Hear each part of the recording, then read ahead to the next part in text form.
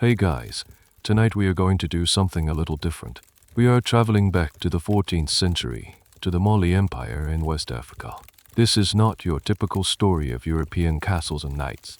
Tonight, you are about to become part of the wealthiest entourage in human history. A little heads up though, your modern sensibilities about wealth might not survive the first day. You are about to see so much gold it becomes boring.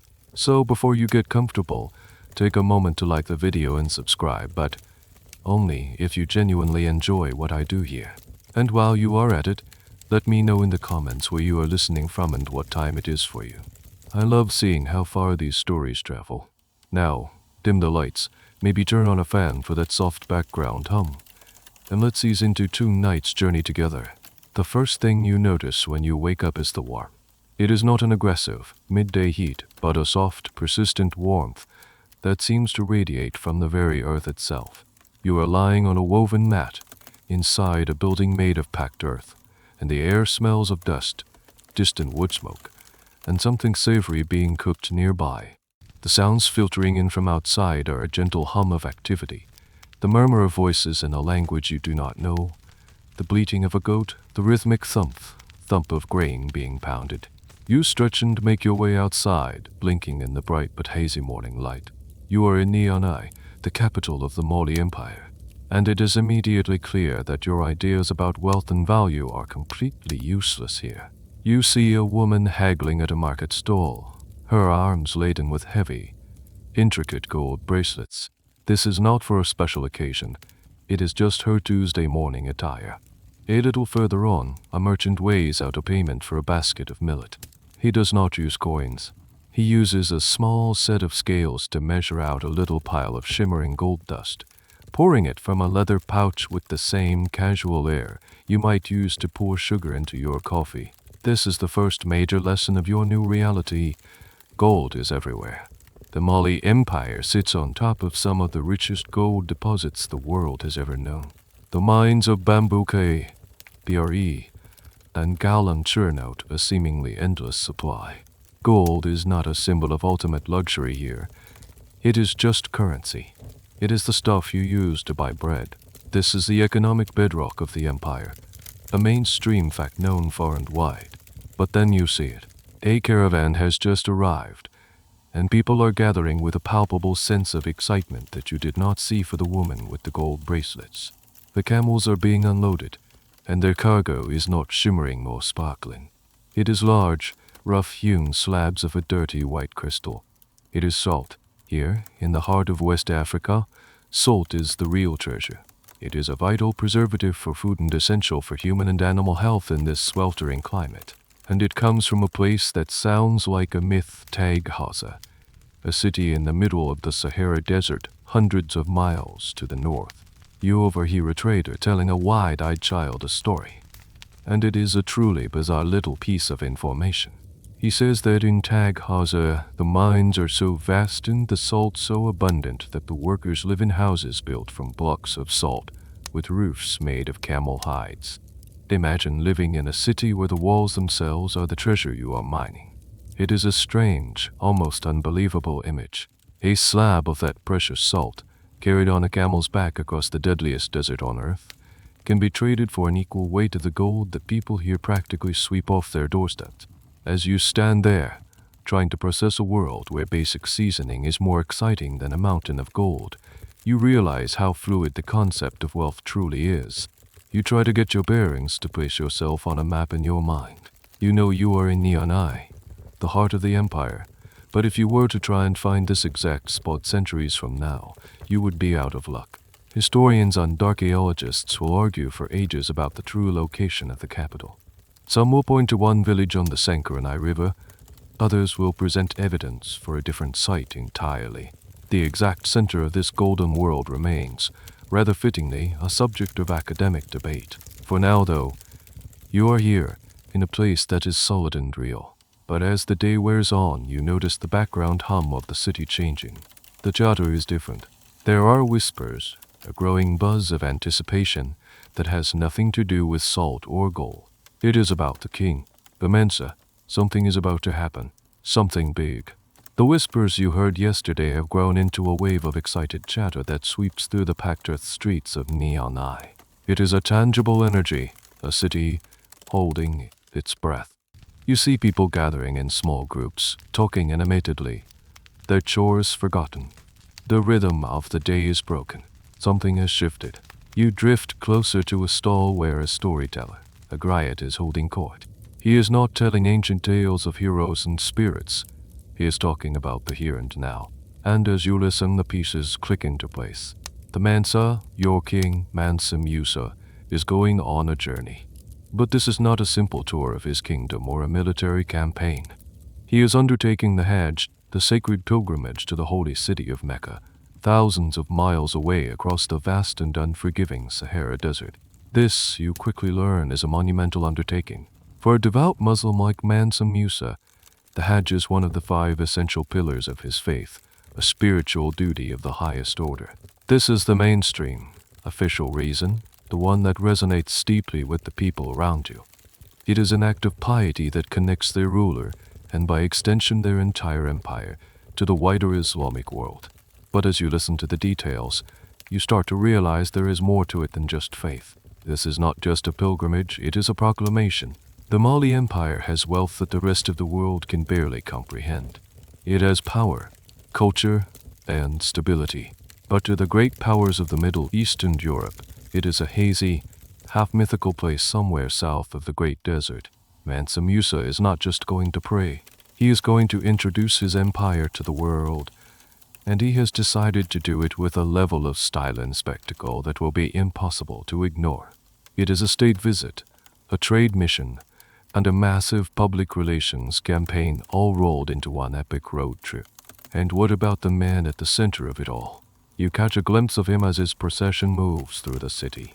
Mansa Musa is not a young, brash king. He is a ruler in his middle years, thoughtful and composed. He ascended to the throne in a rather peculiar way, which leads you to a wonderfully bizarre piece of imperial lore you overhear from the griot. Musa was not the son of the previous king. In fact, the previous king, Mansa Abu Bakr II, was not overthrown or defeated. He just left. According to the story Musa himself would later tell, his predecessor became obsessed with the Atlantic Ocean, convinced that it must have another side. He funded an expedition of 200 boats filled with men, gold, water, and provisions, ordering them to sail west and not return until they had found the end of the ocean or run out of supplies. After a long time, a single boat returned. The captain reported that the other boats had been swept away by a great river or current in the middle of the ocean and had disappeared. The king, far from being discouraged, was intrigued. He decided to lead a second, even bigger expedition himself, commissioning 2,000 boats and personally sailing off into the horizon, leaving Musa to act as regent. He was never seen again. This story of the explorer king who sailed off the edge of the known world is incredible. It speaks to a level of ambition and curiosity that is staggering. Of course, historians centuries from now will debate this very tale. Was it a true account of a bold, perhaps foolhardy, attempted transatlantic exploration long before Columbus? Or was it a clever political story concocted by Mansa Musa to legitimize his own rule? By framing Abu Bakr as having willingly abandoned his throne for a wild adventure, Musa could present his own ascension not as a power grab, but as a reluctant, dutiful necessity. The academic world will forever argue over whether Abu Bakr II was a visionary explorer or the subject of a brilliant political spin. But for you right now, the story simply adds to the epic scale of your reality. You are living in a kingdom whose rulers do not just sit on golden thrones, they sail off into the abyss on a hunch. And now the new ruler is about to embark on an equally audacious journey, but in the opposite direction. The plan being discussed on the streets is mind-boggling. This will not be a small royal party. It is said that 60,000 people will be part of the caravan. Soldiers for protection, officials to manage the logistics, doctors, teachers, and a personal retinue for the king. And then there is the baggage train. Not just food and water, but gold. An amount of gold so vast that it is hard to even picture. Hundreds of camels, each laden with pure gold, dust and nuggets. The whispers say he intends to give it away as gifts and charity all along the route. He is not just traveling, He is planning to single-handedly flood the economy of every city he visits. The scale of it is almost nonsensical. A plan born of unimaginable wealth and even more unimaginable ambition. And as the day ends, a new realization dawns on you. This is not just a story you are listening to. You live here. This is your king. And a mobilization of this size will need people. Lots of them. The grand plan is slowly turning into your immediate future. The feeling of being swept up in a great event is no longer a distant thought. It is your daily reality. The city of me and I has transformed. The familiar, steady rhythm of life has been replaced by the frantic, organized chaos of a city-sized machine being assembled piece by piece. This is not just a mobilization. It feels like the entire empire is being tilted on its side, and everything loose is sliding towards this one single point of departure. Your role in this is small, almost insignificant, but it gives you a front row seat to the spectacle. Maybe you are a water carrier, a leather worker mending harnesses, or perhaps a junior scribe, your fingers stained with ink as you try to keep track of inventories that defy belief. The first thing that overwhelms you is the sheer number of people. The figure that was whispered on the streets, 60,000 souls, now seems entirely plausible. You see them everywhere. There are the soldiers of the Imperial Guard, their spears polished, their brightly colored tunics a stark contrast to the dusty brown of the landscape. There are the court officials draped in fine cotton and silk, clutching scrolls and looking important as they direct the flow of goods. Then there are the specialists, the doctors with their bags of herbs and powders, the scholars carefully packing precious books written in Arabic and Mand, the cooks overseeing mountains of millet, smoked fish, and dried meats. And for every one of them, there seem to be 10 support staff, the camel drivers, the grooms for the cavalry as horses, the porters, the servants. This is a key part of how the empire functions. A historical truth made manifest before your eyes. Power is projected through people. A king's importance is measured by the size of his retinue. And Mansa Musa is aiming to be the most important king anyone has ever seen. Then you notice something fascinating. A little detail that complicates the picture of this grand, masculine undertaking. You see a separate hub of activity, just as lavish and busy as the preparations for the king. This is the entourage of the Empress Inari Conti, Mansa Musa's senior wife. She is not merely a passenger on her husband's journey. She is bringing her own court, her own servants, her own musicians, and her own substantial provisions. It is a court within a court, a mobile palace for the queen, numbering in the hundreds, perhaps even thousands. Her presence is not just symbolic. It is a statement about the power and status of royal women in the Mali Empire. They were not silent figures in the background. They were landowners, political players, and in this case, co-stars in the biggest show on earth. And then there is the gold. You thought you were used to it, that you were desensitized to the casual display of wealth. You were wrong. Now, you see it being prepared for a purpose, and the scale is staggering. You watch as lines of workers carry heavy leather bags from the royal treasuries. They do not contain meat coins or bars. It is mostly TBR, or gold dust, fine as sand. It is measured out by weight and poured into hundreds upon hundreds of smaller sacks. It is treated like flour. Further on, others are polishing nuggets of raw gold, some as large as your fist, their irregular shapes catching the sun. You see a long train of camels, perhaps 100 of them kneeling patiently. Each one is being loaded with identical, specially made packs. You are told each pack contains precisely 300 pounds of gold dust. A quick mental calculation that you cannot quite complete makes your head spin. And that is just one group of camels. It is an obscene amount of wealth, handled with the mundane efficiency of loading a delivery truck. Of course, the numbers that you hear being tossed around, 60,000 people, 12,000 personal servants for the king, 100 camels each carrying 300 pounds of gold, are what the storytellers and griots will proclaim. Centuries later, historians will look back at the accounts written by chroniclers like Al-Umari, who documented the pilgrimage from afar, and they will debate these figures endlessly. Were they a literal, precise head-count and inventory, or were they a medieval way of saying an amount so vast it was beyond accurate counting? The numbers themselves were part of the legend, a way to convey a scale that defied simple description. The truth is likely somewhere in the middle, but for you, standing in the middle of it all, the exaggeration feels entirely justified. The air thickens with dust and the noise is a constant, deafening symphony, the bellowing of thousands of camels, the kneading of horses, the shouting of orders, the clang of metal on metal, and the ceaseless murmur of tens of thousands of conversations. The smell is a rich blend of animal sweat, leather, dust, and cooking fires. Neon Eye has become a temporary city built for departure. As the sun sets on what feels like the final day of preparation, a hush falls. The chaos subsides into a low, anxious hum. Everything is packed. Every person has their place. Tomorrow, this entire city, this river of golden people, will begin to flow east. And you are a single drop of water within it.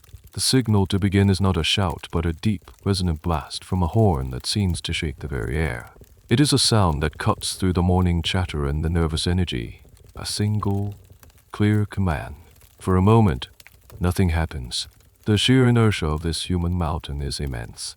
Then, slowly, with a collective groan of leather, a sigh from 1,000 camels, and the shuffling of tens of thousands of feet, the great caravan begins to move. You feel it less as a forward lurch and more as a slow-motion earthquake, the ground beneath you coming alive. You are part of a river of life, flowing out of Neon Eye and into the vast, scrubby plains that mark the edge of the Sahel.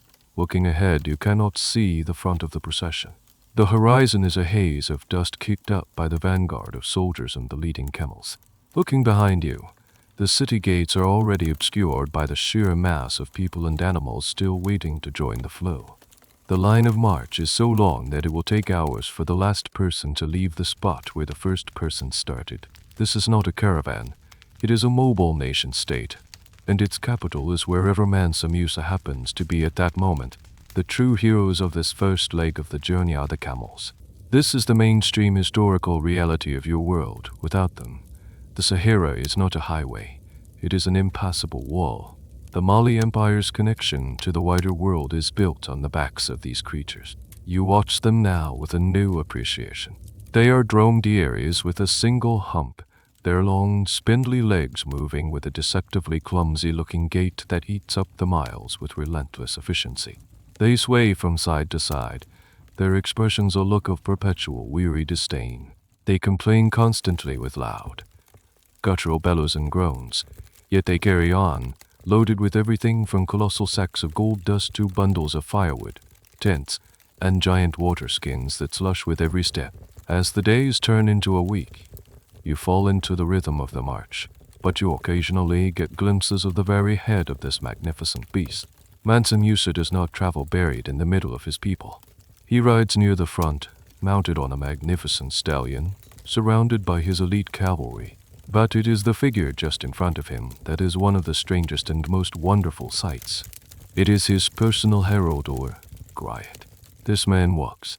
He wears fine silks, even here in the dust and heat, and he carries a staff decorated with gold. His job is to announce the king's presence, to sing his praises and recite his lineage. You find it both bizarre and captivating. He is walking on foot, his voice calling out into the vast, empty landscape, proclaiming the glory of the Mansa to an audience of soldiers, camels, and the rustling savanna grass. This is not the only spectacle at the front. Marching just ahead of the king's horsemen is a contingent of 500 people. Each one is dressed in fine Persian silk and carries a staff made of pure, polished gold. They move in unison, a walking, glittering forest of wealth. The sheer, calculated display of it is breathtaking. It is not just that the king has gold, it is that he has so much he can afford to have 500 servants use it as walking sticks on a multi-thousand-mile journey. It is an image designed to be unforgettable. You begin to wonder about the path you are taking. You know the major destinations.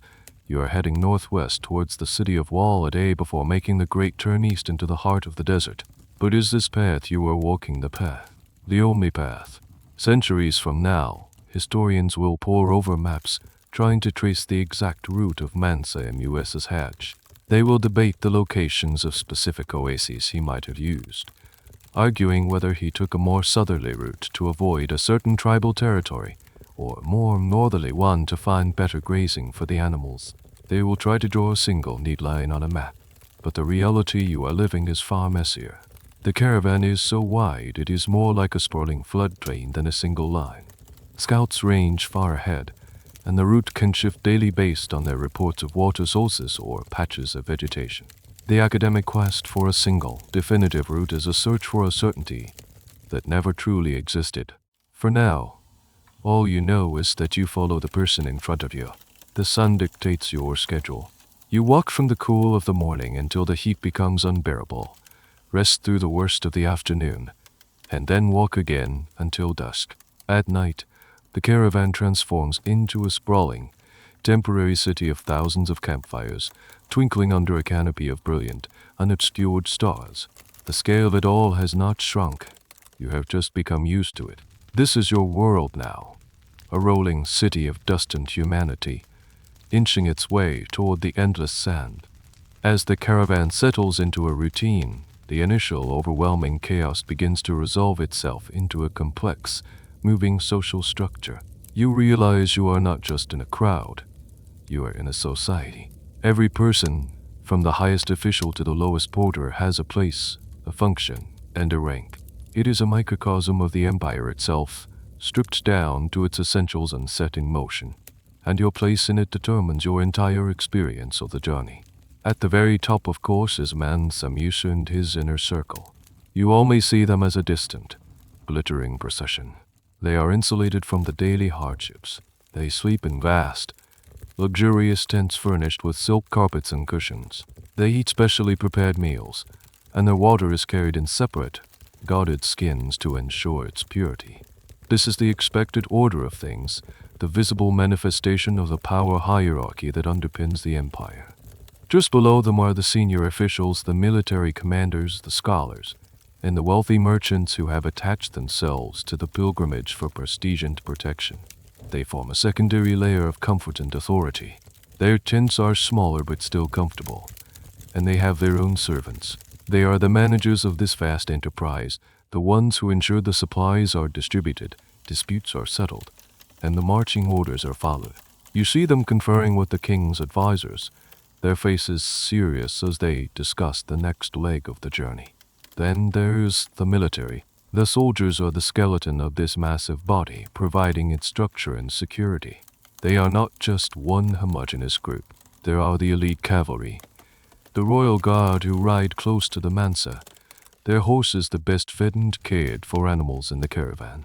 Then there are the vast ranks of infantry, marching on foot, their spears and shields a constant, bristling presence at the edges of the procession. They act as scouts, guards, and even police, maintaining order in this mobile city. Their presence is a constant reminder that this journey through often hostile territories is also a major security operation. And then there is everyone else. This is your world. You are part of the vast majority.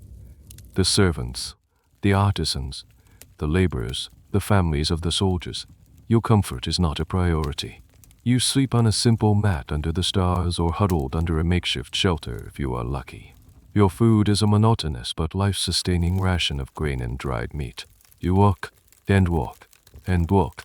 You are the engine of this caravan, the thousands of legs that propel it forward. But within this vast, toiling majority, you discover a particularly fascinating and vital group of people, the griots. You saw the king's personal herald at the head of the procession, but you soon learn that he is just the most prominent member of a much larger and more influential class. Griots are not just storytellers and musicians, they are living libraries. In a society where written history is the domain of a small, educated elite, the griots hold the collective memory of the people. They are the keepers of genealogies, the recorders of heroic deeds, the chroniclers of history, and the advisors to kings. You come across a group of them one evening gathered around a fire. One is plucking a gentle, intricate melody on a kora, a 21-stringed instrument that looks like a lute crossed with a harp. Its sound is mesmerizing, a cascade of notes that seems to tell a story all on its own. Another is chanting, his voice rising and falling in a steady, compelling rhythm. He is reciting the lineage of a noble family, tracing their ancestry back for generations without missing a single name or detail. It is an incredible feat of memory. This oral tradition is a core part of West African culture, a way of preserving the past that is as valid and complex as any written text. It is a truly unique and powerful institution. Yet, even this ancient and respected tradition is a subject of future academic debate. Later scholars, accustomed to written, verifiable sources, will struggle with how to treat the oral histories recorded by griots. Some will dismiss them as unreliable folklore, subject to embellishment and political manipulation. Others will champion them as invaluable historical sources, arguing that the rigorous training and social role of the griots ensured a high degree of accuracy.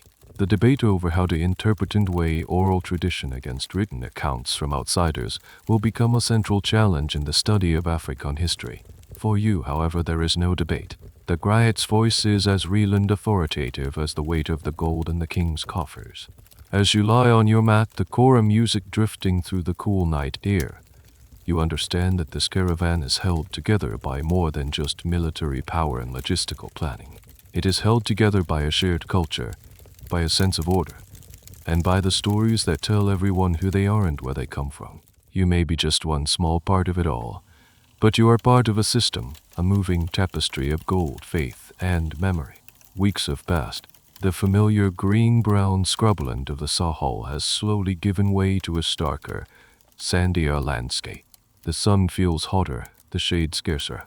The caravan has arrived at Wolade, a dusty but vital city on the southern edge of the Sahara proper. For centuries, Wolade has been a major terminus for the trans-Saharan trade routes, a place where the golden salt caravans meet.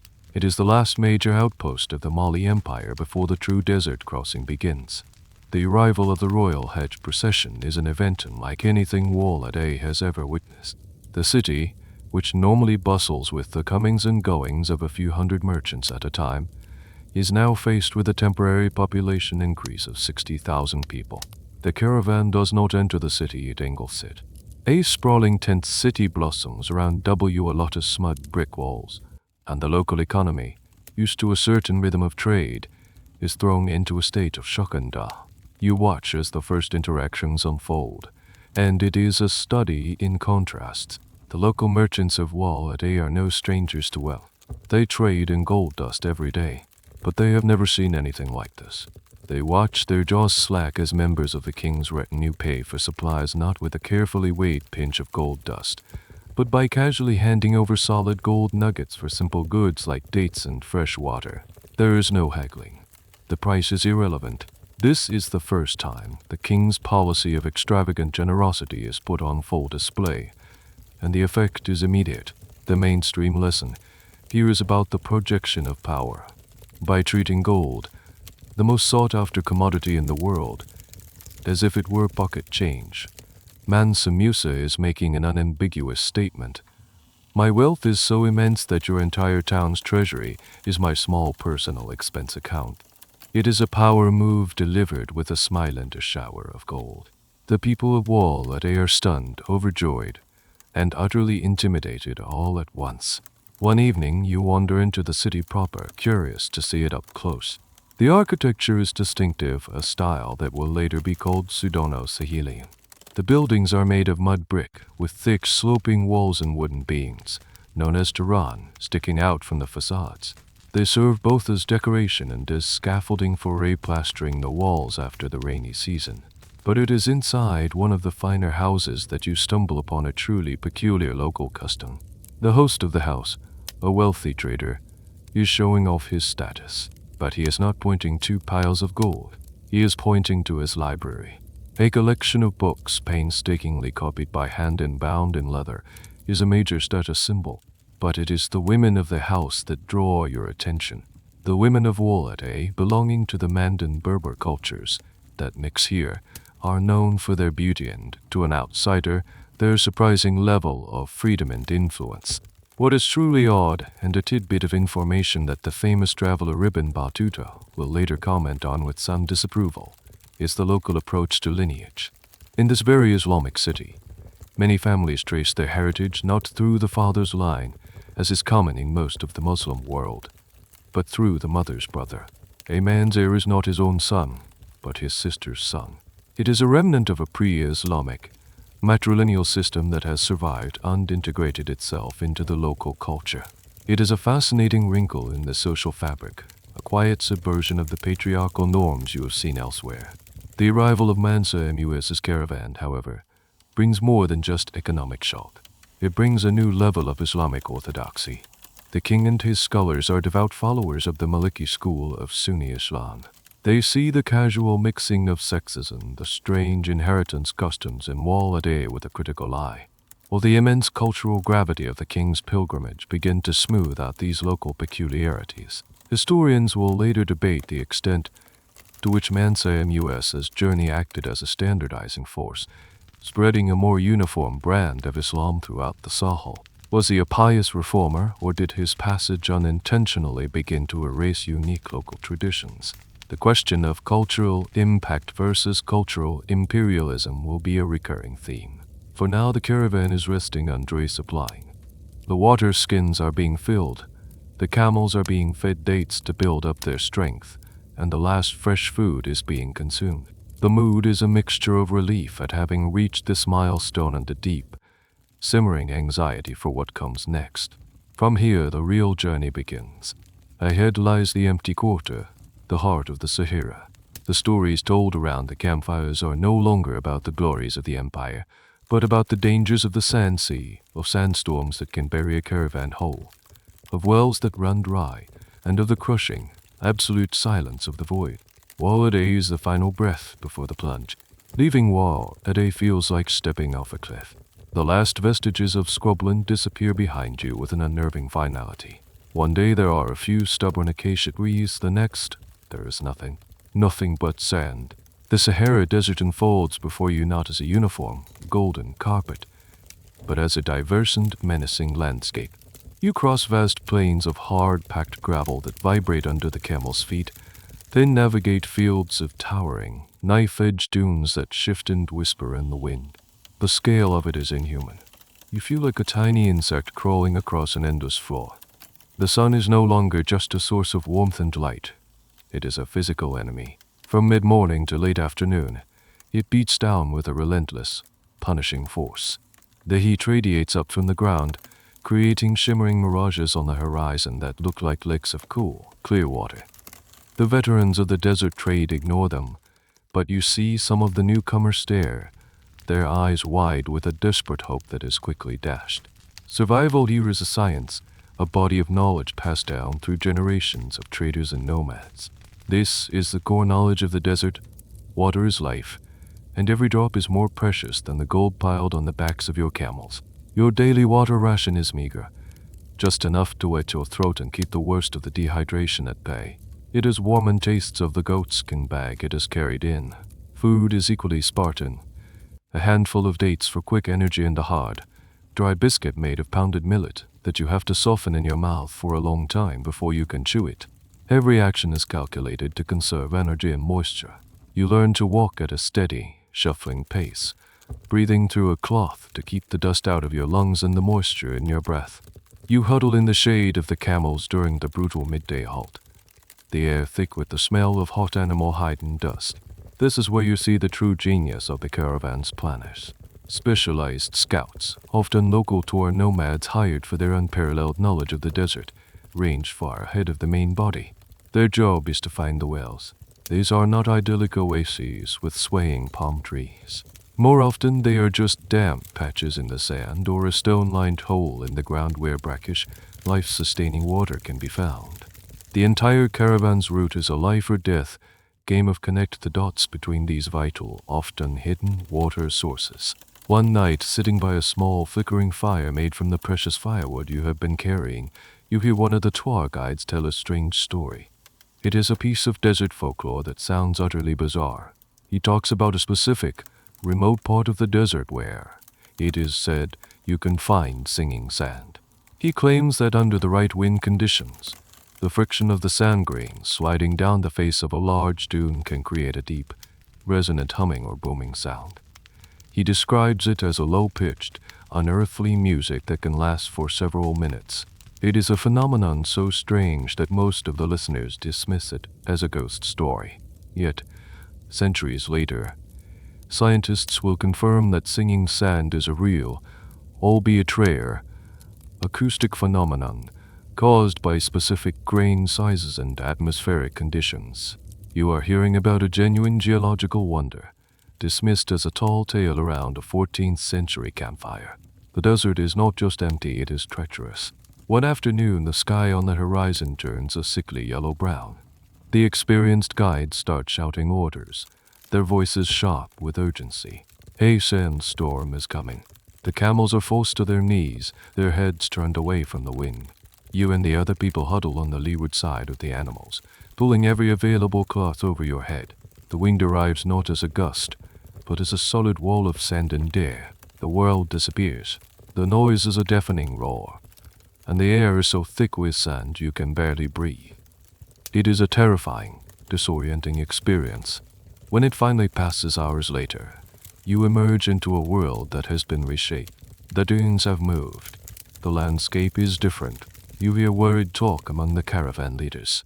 A few animals, caught on the exposed side of the storm, have been lost, and some of the supply packs have been buried. It is a stark reminder of your vulnerability. This leads to hushed debates that you cannot quite overhear, but the subject is clear. Did the scouts choose the best route? Was there a more sheltered path they could have taken? This is a question that will plague historians as well.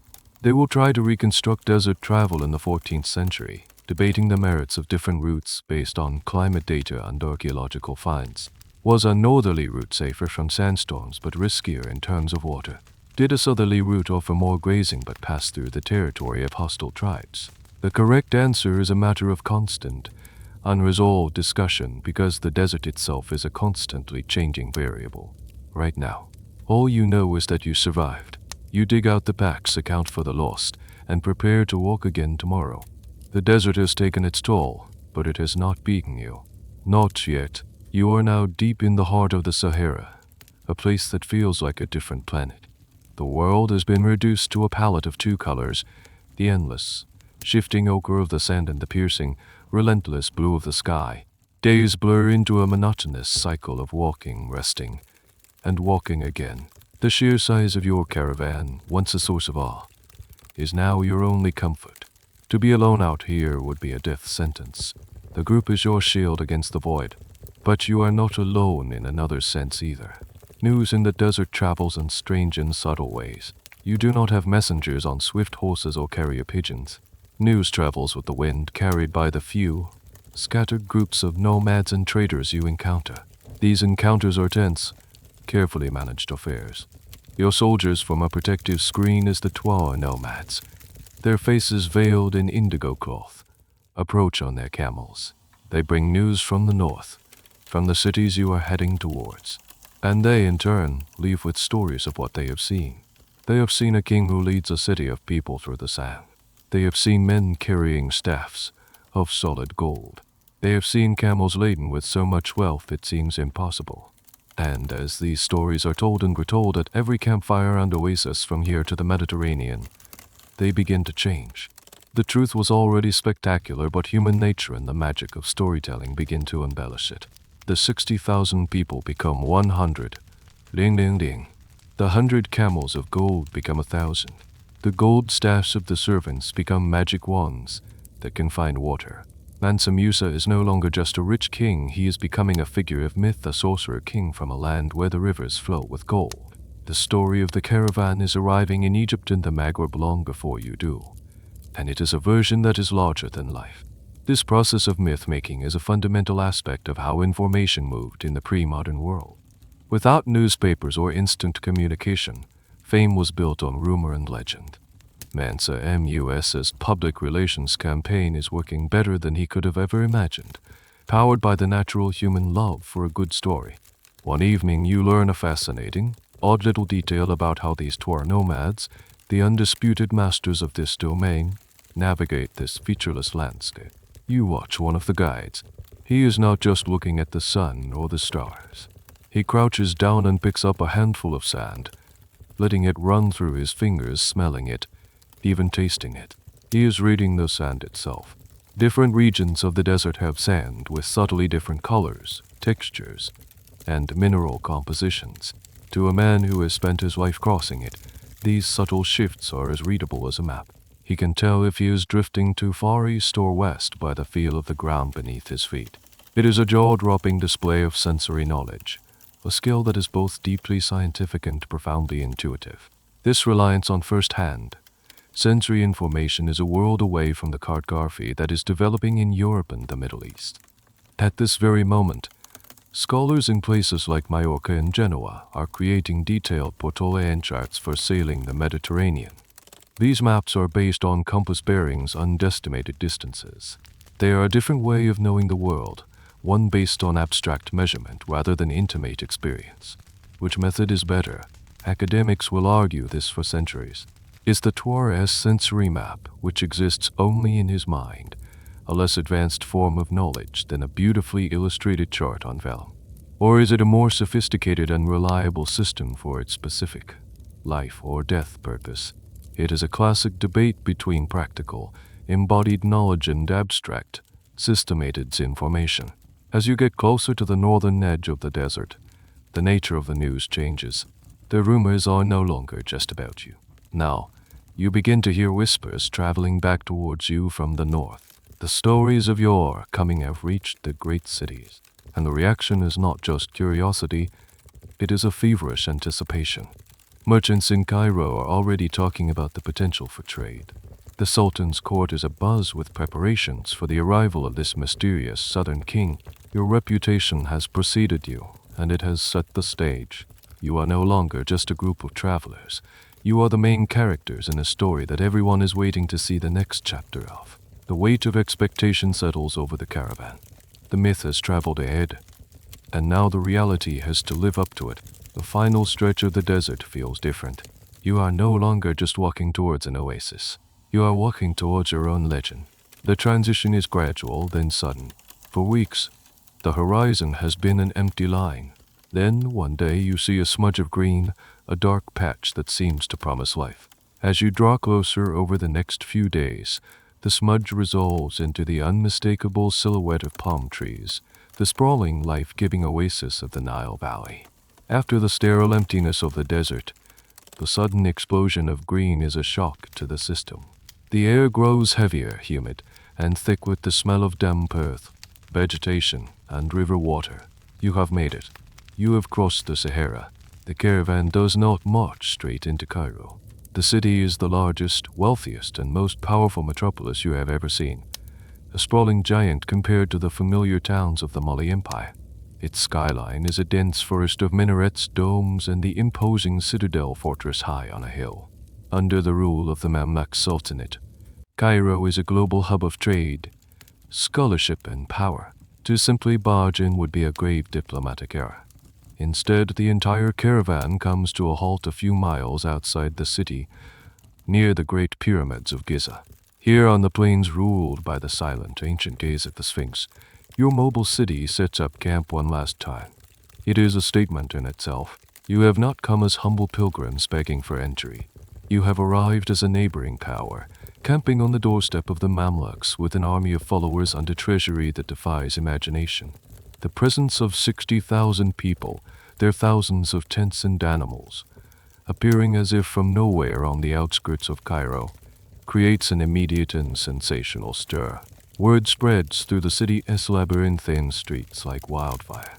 Cairenes, from common laborers to wealthy merchants, flock to the edge of the city to stare at the newcomers. They see the vast encampment, the disciplined soldiers, the thousands of camels. They see the casual, almost careless use of gold among your people as they begin to trade for fresh food and supplies. The myths that preceded you are now being confirmed in spectacular fashion. Who is this king? Where did he come from? Is he truly as rich as the stories claim? This arrival strategy is a classic demonstration of medieval geopolitics. Power and diplomacy are not just conducted in throne rooms, they are expressed through spectacle and presence. By camping outside the city, Mansa Musa is creating a sense of anticipation and forcing the Mamluk Sultan, Al-Nasir Muhammad, to make the first move. He is controlling the narrative. As you wander through the camp, you notice a peculiar activity. Many of the soldiers and servants are meticulously cleaning and polishing their equipment. But they are not just cleaning weapons. They are polishing the hundreds of golden staffs carried by the king's attendants.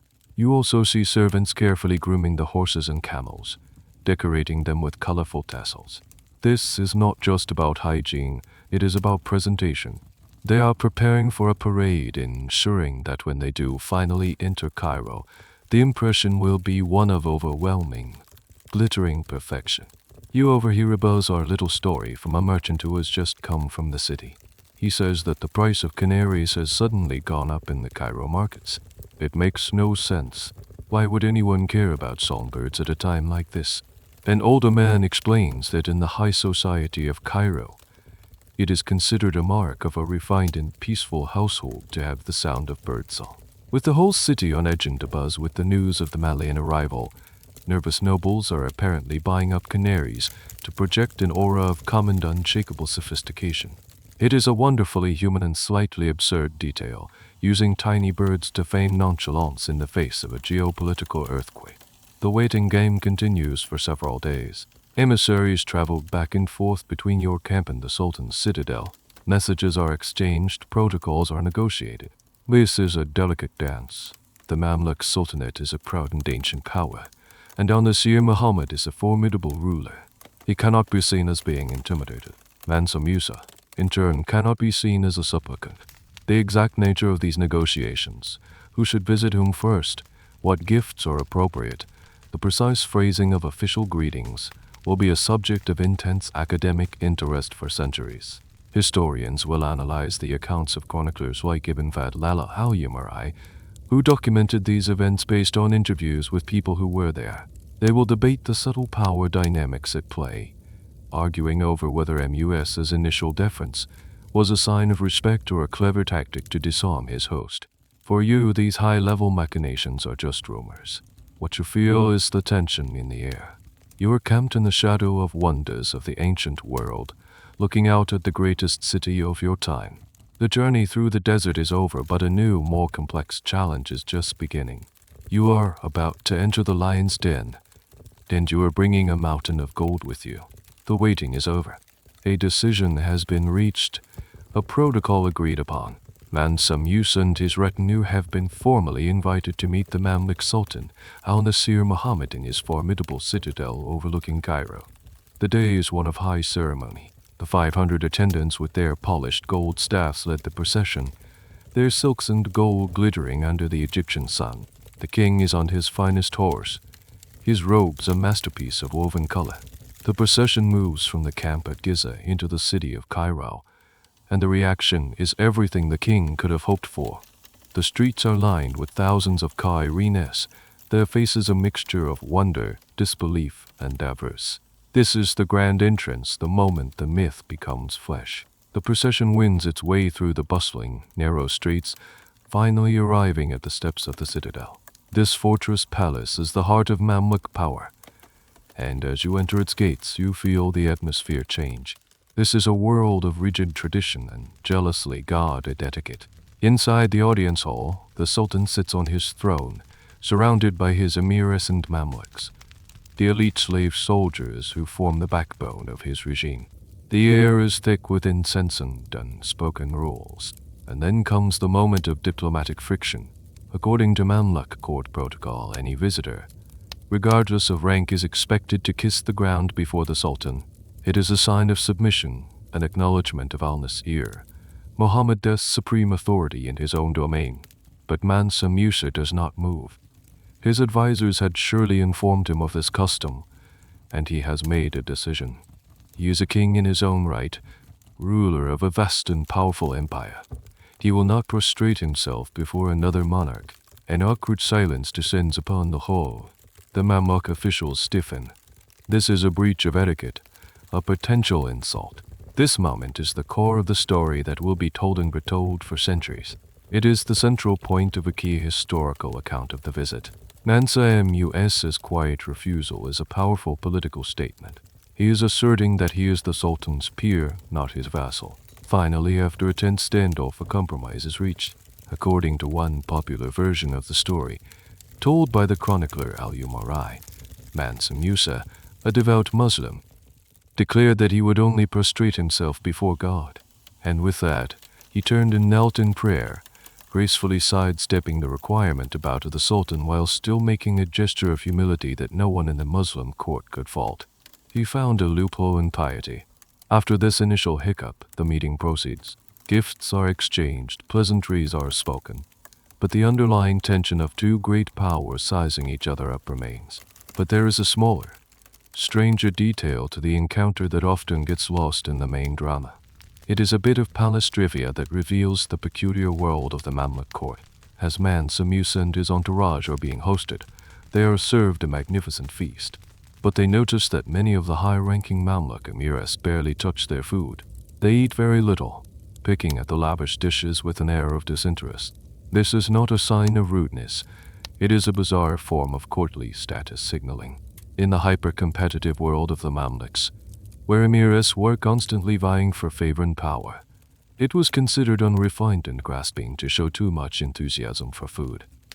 A powerful man was supposed to be above such base desires.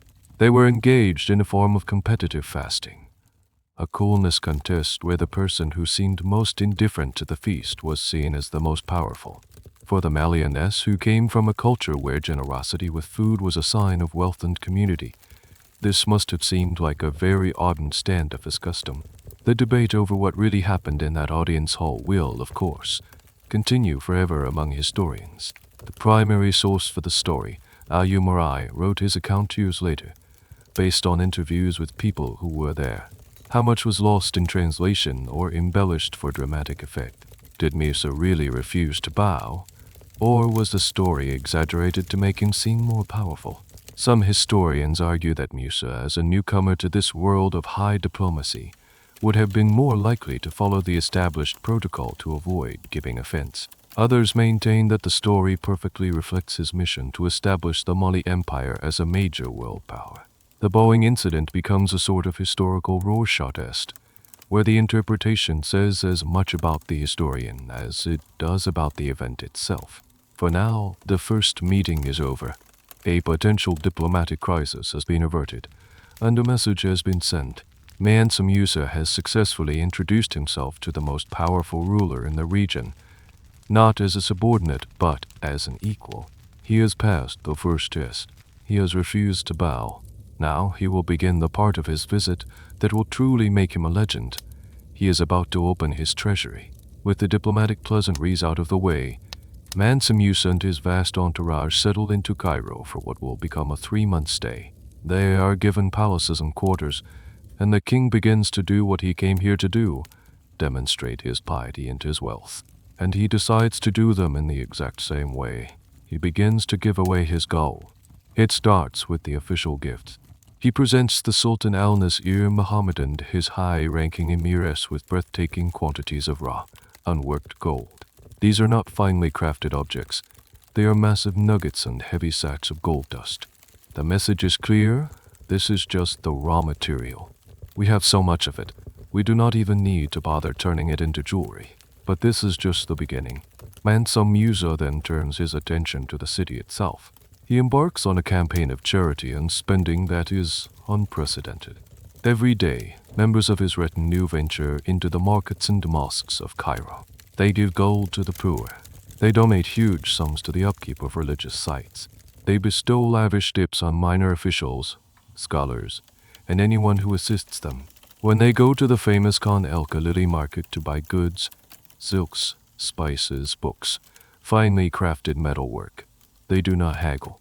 They ask the price and then pay double, or triple. You get to witness this firsthand. You follow one of the king's treasurers on a shopping trip.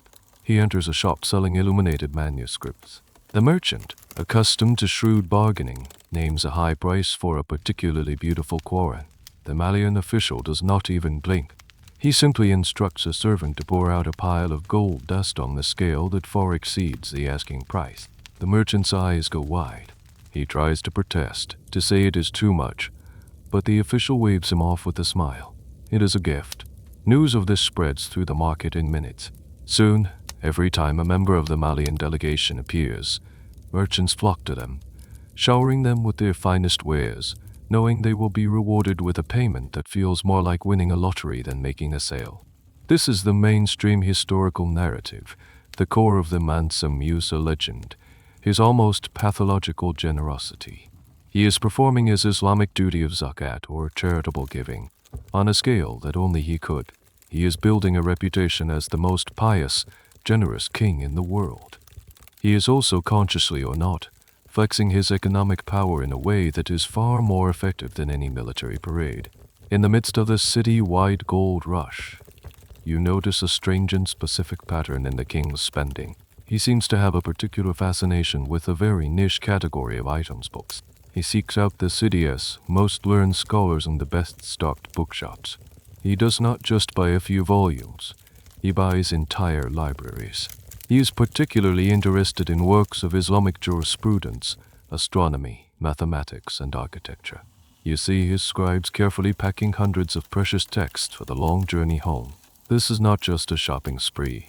It is an intellectual acquisition campaign. This little-known detail reveals a deeper purpose to his journey. He is not just here to give away gold.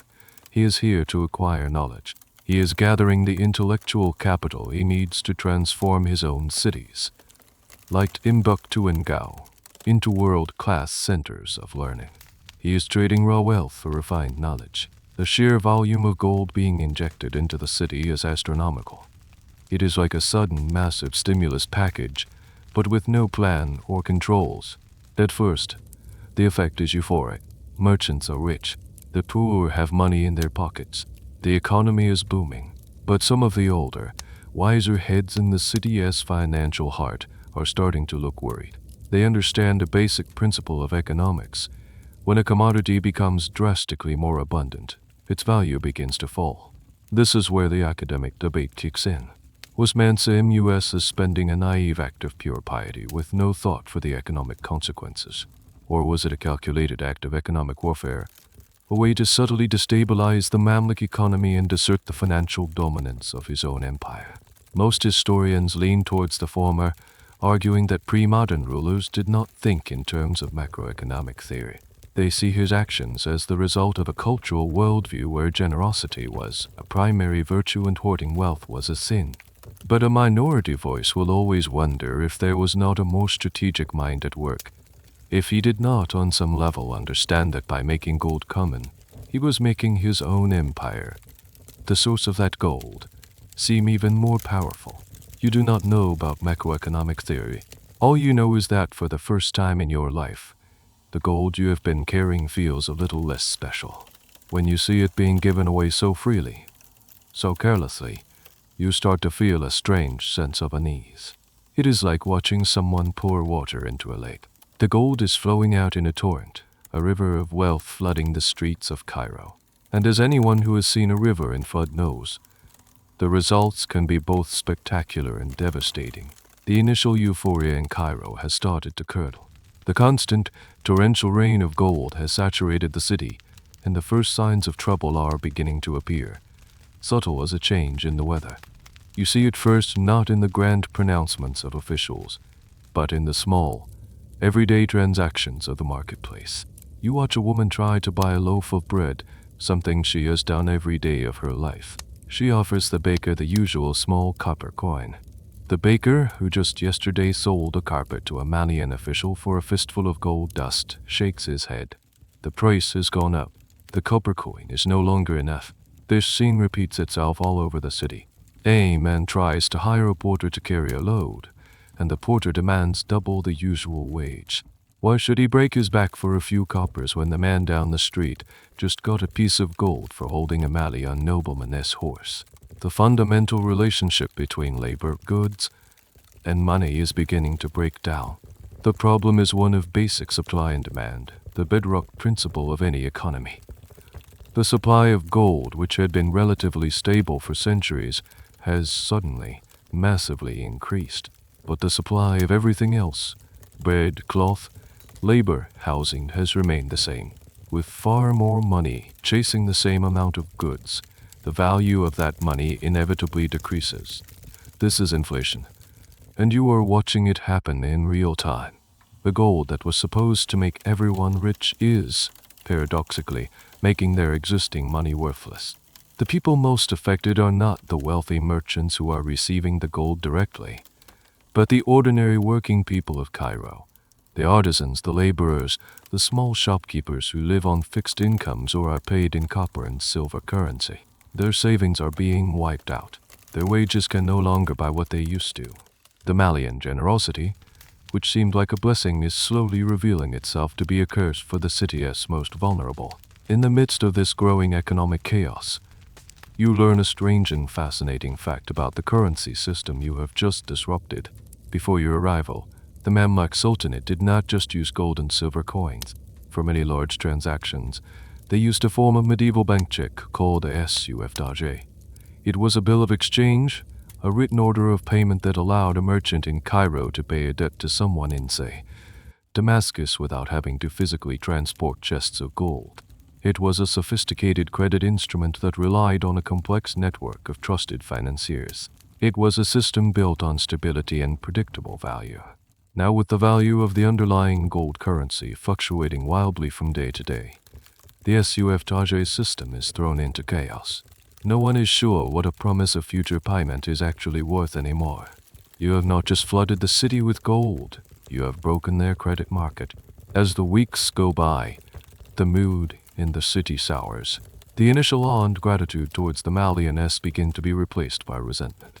The officials in the Sultan's government are now facing a genuine crisis. They are watching the value of their currency, the foundation of their state's financial power, evaporate before their eyes. The chronicles will later report that the value of the gold dinar plummeted. The effects would be felt for more than a decade. Historians will forever debate the precise magnitude of this economic crash. Some accounts, particularly Al-Umar's, paint a picture of total economic meltdown. They claim MUS as visit single-handedly devalued gold across the entire Middle East for over 12 years. Other historians are more skeptical. They argue that while the impact in Cairo was undoubtedly severe, the idea that one man's 3-month spending spree could disrupt the entire Mediterranean economy for a decade is likely an exaggeration. They point to other economic factors of the period and suggest that Mansa Musa became a convenient and dramatic explanation for a more complex set of problems. The Mansa Musa did it theory of the 14th century gold crash is a compelling narrative, but the true extent of his personal responsibility remains a hot topic of academic argument. For you living through it, the academic debate is irrelevant. You can see the consequences on the faces of the people around you. The awe they once felt when they saw your golden staffs has been replaced by a look of worry and anger.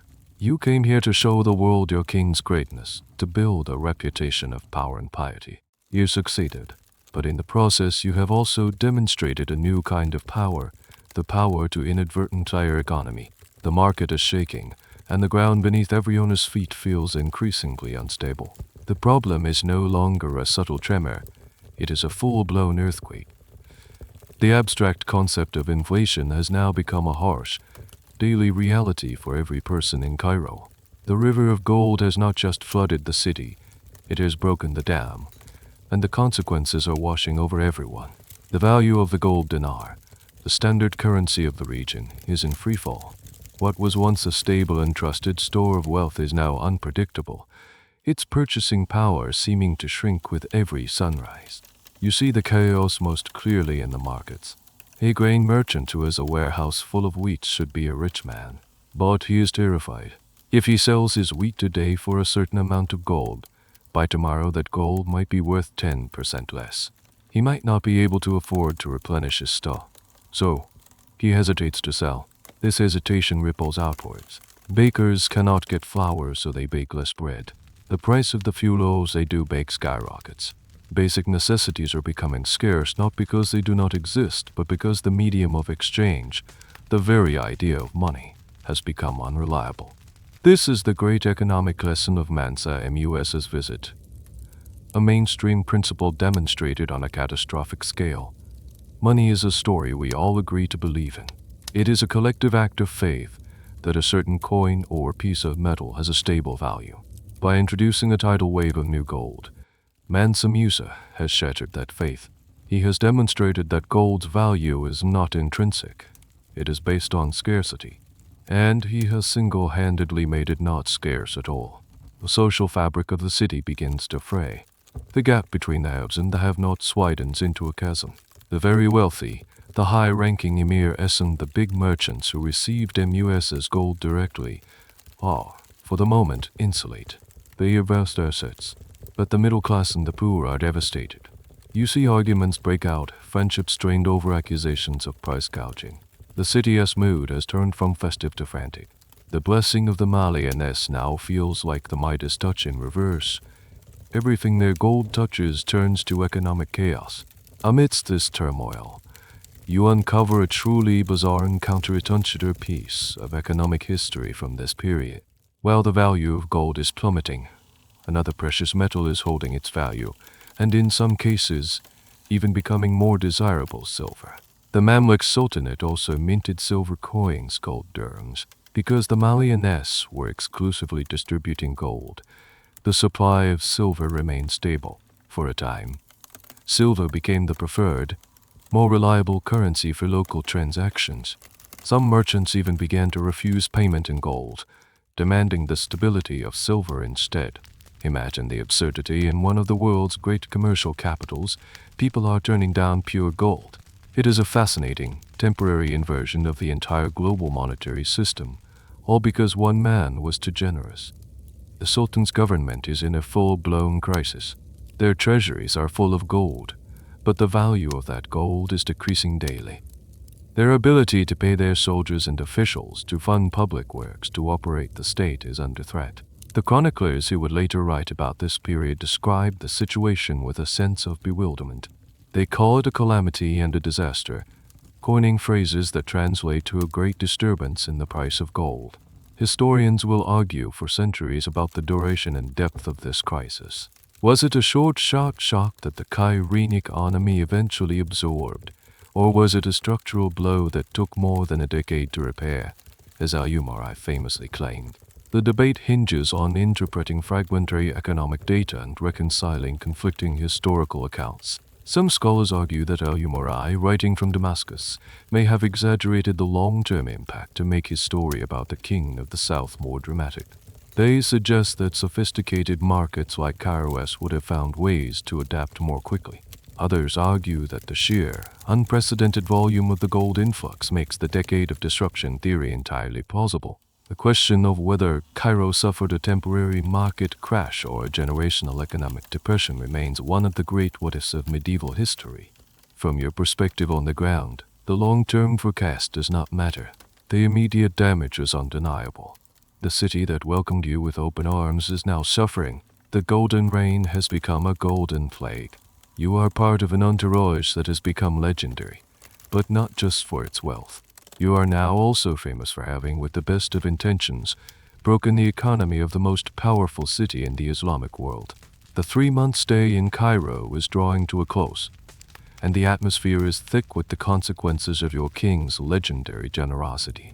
The city is groaning under the weight of the economic disruption you have caused. The initial awe has completely evaporated, replaced by the grim reality of a financial crisis. The term that will be used by chroniclers is fitna, a word that means chaos, trial, or affliction. You, the bringers of gold, have become the bringers of fitna. The economic hangover is severe, and it is not just contained within the walls of Cairo. News and goods flow from Cairo along trade routes to the entire Mediterranean basin. Merchants who did business in Cairo during your stay are now carrying this devalued gold to markets in Damascus, Alexandria, and beyond. The economic contagion begins to spread. A merchant from Venice or Genoa who accepted a payment in Cairene gold now finds that it buys less back home than he expected. The disruption ripples outwards, a financial shockwave emanating from the splash you made in the Nile. This is the mainstream historical impact. The Hajj of Mansa Musa was not just a local event. It destabilized international markets, demonstrating for the first time how interconnected the economies of Africa, the Middle East, and Europe actually were. Mansa Musa is not oblivious to the chaos he has created. He is an intelligent ruler surrounded by clever advisors. He can see the effects of his actions on the streets of the city. According to the accounts that will be passed down, he feels a sense of responsibility, even regret. He has displayed his wealth and piety, but he has also caused genuine hardship. His reputation as a great and pious king is now at risk of being tarnished by the label of a naive spendthrift who broke a great city. And this leads to one of the most ironic and bizarre episodes of the entire journey. In a desperate attempt to undo the damage, Mansa Musa decides to try to remove some of the gold from the economy. He does the unthinkable. He tries to borrow money. He goes to the very same Cairene merchants and moneylenders that his delegation has been showering with gold and asks for loans. And he offers to pay them back at an exorbitant rate of interest. Think about the absurdity of this for a moment. The richest man in the world, who has spent 3 months giving away gold with no thought for the cost, is now asking for loans. The merchants are, understandably, confused. Why would he need to borrow? And why would they lend him the very same gold he just gave them, only to get it back later? It is a strange, almost comical attempt at amateur macroeconomics. He is trying to perform the medieval equivalent of a central bank's open market operation, soaking up excess liquidity to stabilize the currency. It is a desperate gambit to restore the scarcity, and therefore the value of gold. This little-known borrowing incident provides a fascinating insight into the king's character. It shows that he was not just a showman. He was a ruler who, when faced with the unintended consequences of his actions, attempted to fix them, however clumsily. It reveals a sense of conscience beneath the spectacle. Of course, his effort is too little too late. The amount he could borrow back is a mere fraction of the amount he has already distributed. It is like trying to mop up a flood with a single sponge. The damage is done. Naturally, the true motivation behind this borrowing phase is a subject of intense academic debate. Was it, as the story suggests, a genuine act of economic remorse, or was there a more practical reason? Some historians have proposed an alternative theory, that after 3 months of unimaginable spending, the royal caravan was genuinely running low on funds for the next leg of its journey to Mecca and back. The borrowing might not have been a macroeconomic policy, but a simple necessity. Perhaps the world's richest man had temporarily, and embarrassingly, run out of cash. The idea that his legendary wealth was not, in fact, infinite, and that the logistics of carrying that wealth were a real constraint, is a compelling counter-narrative. Was he a responsible king trying to fix a crisis, or a powerful man who had simply overspent his travel budget? The evidence is too thin to say for sure. As your time in Cairo ends, the legacy you are leaving behind is a complicated one. You have put the Mali Empire on the map. You have displayed a level of wealth that has cemented your king's name in history forever. But you have also left behind a city in economic turmoil, a population struggling with the fallout of your visit. The great caravan is preparing to move on, to continue its journey to the holy cities. But the golden chaos of Cairo will be the story that defines you, a cautionary tale about how even the best intentions, when backed by limitless funds, can have devastating consequences. The order is given to break camp. The sprawling tent city on the plains of Giza, which has been a fixture of the landscape for 3 months, is dismantled with the same efficiency with which it was raised. The camels groan under their new loads, not just the remaining gold, but now also the vast quantities of goods, books, and curiosities purchased in the markets of Cairo. The mood is noticeably different from when you arrived. The triumphant energy is gone, replaced by a more sober, purposeful atmosphere. You are leaving a city that is still reeling from your presence, a place where your king's name is now associated with both legendary wealth and economic disaster. The departure itself is less of a parade and more of a quiet, organized exit. As the caravan snakes its way east, away from the Nile and towards the Sinai Peninsula, you look back at the skyline of Cairo, the forest of minarets receding into the haze. You leave behind a city grappling with a financial crisis that it will take years to fully recover from. Shopkeepers hold currency that no longer buys what it used to, and the Sultan's treasurers are left to figure out how to manage an economy where the very definition of value has been warped. This departure marks a crucial turning point in the historical narrative. Up to this point, the story has been about the outward projection of power, a spectacular announcement of Mali's arrival on the world stage. Now the story begins to shift.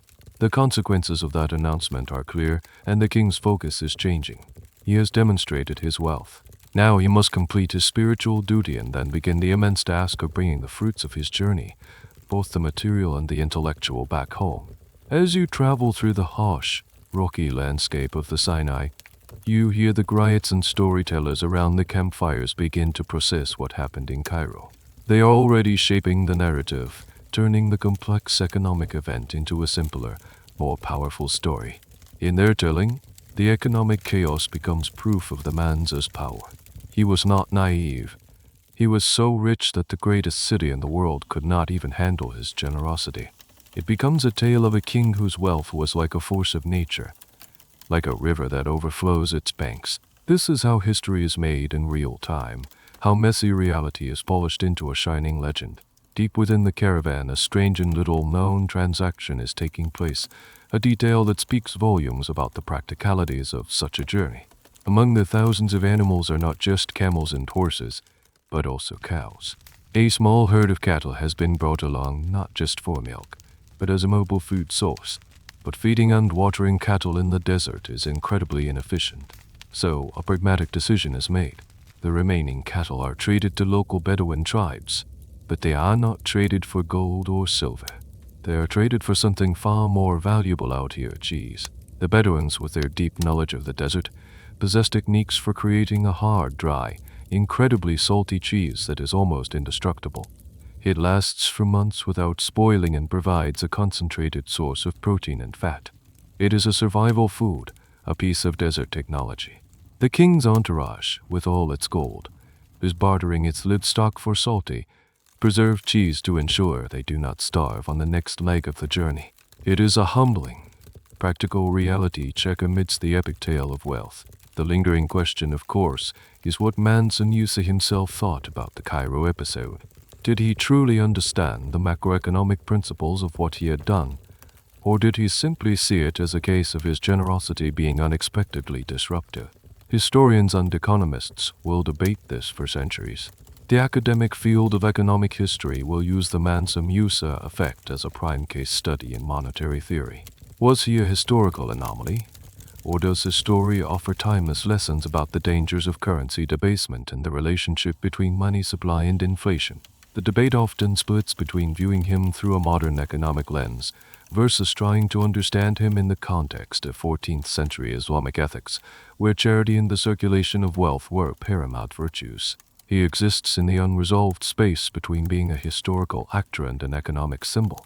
As you move further into the desert, the memory of Cairo's chaos begins to fade, replaced by the immediate challenges of the road ahead. You are now pilgrims in truth, your focus shifting from the worldly to the spiritual. The caravan has shed some of its pulp. It feels leaner, more focused. You have left behind a legend of economic disruption, a story that will echo through the ages. Now you must face the final hurdles to reach the destination that was the reason for this entire, world-altering journey, the holy city of Mecca. The journey through the Sinai and into the Arabian Peninsula is arduous, but it feels different from the Sahara crossing. The goal is closer, more tangible. After months of travel, the caravan finally arrives in the holy city of Mecca. For the thousands of devout Muslims in your entourage, this is the culmination of a lifelong dream, the spiritual climax of the entire epic undertaking. The sight of the Kaaba, the simple, cube-shaped building draped in black silk, brings many to their knees in tears of prayer and gratitude. You are no longer a diplomatic delegation or an economic force. You are simply pilgrims among hundreds of thousands of others who have come from every corner of the Islamic world. The rigid social hierarchy of the caravan softens. You see high-ranking officials praying alongside common servants, their shared faith temporarily erasing the distinctions of rank. Mansa Musa himself sheds the trappings of royalty. He dons the ihram, the simple white garments worn by all male pilgrims, symbolizing a state of purity and the equality of all believers before God. He performs the rituals of the Hajj with evident devotion. He circles the Kaaba, he walks between the hills of Saif and Marwa, and he participates in the symbolic stoning of the devil at Mina. This is the central, well-documented purpose of his journey. He is fulfilling his duty as a Muslim. His actions here solidify his reputation not just as a wealthy king, but as a pious one, a leader whose power is legitimized by his faith. He continues his acts of charity, but here in Mecca they are received differently. In Cairo, his generosity was a disruptive spectacle. Here, it is seen as an appropriate act of piety, a way of supporting the holy city and its inhabitants. He spends lavishly funding lodges for pilgrims from Mali, making huge donations to the mosques, and giving alms to the poor. But even in this deeply spiritual environment, Mansa Musa, the nation builder, is still at work. He is not just here to pray, he is on a recruitment mission. This is where he begins to collect a different kind of treasure, one more valuable to his long-term plans than gold. He actively seeks out the brightest minds he can find.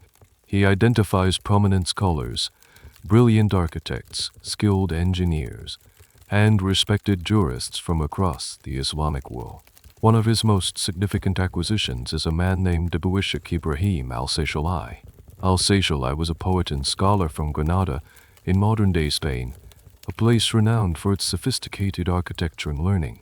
Musa is so impressed with Al-Sahel that he persuades him, with offers of immense wealth and prestige, to return with him to Mali.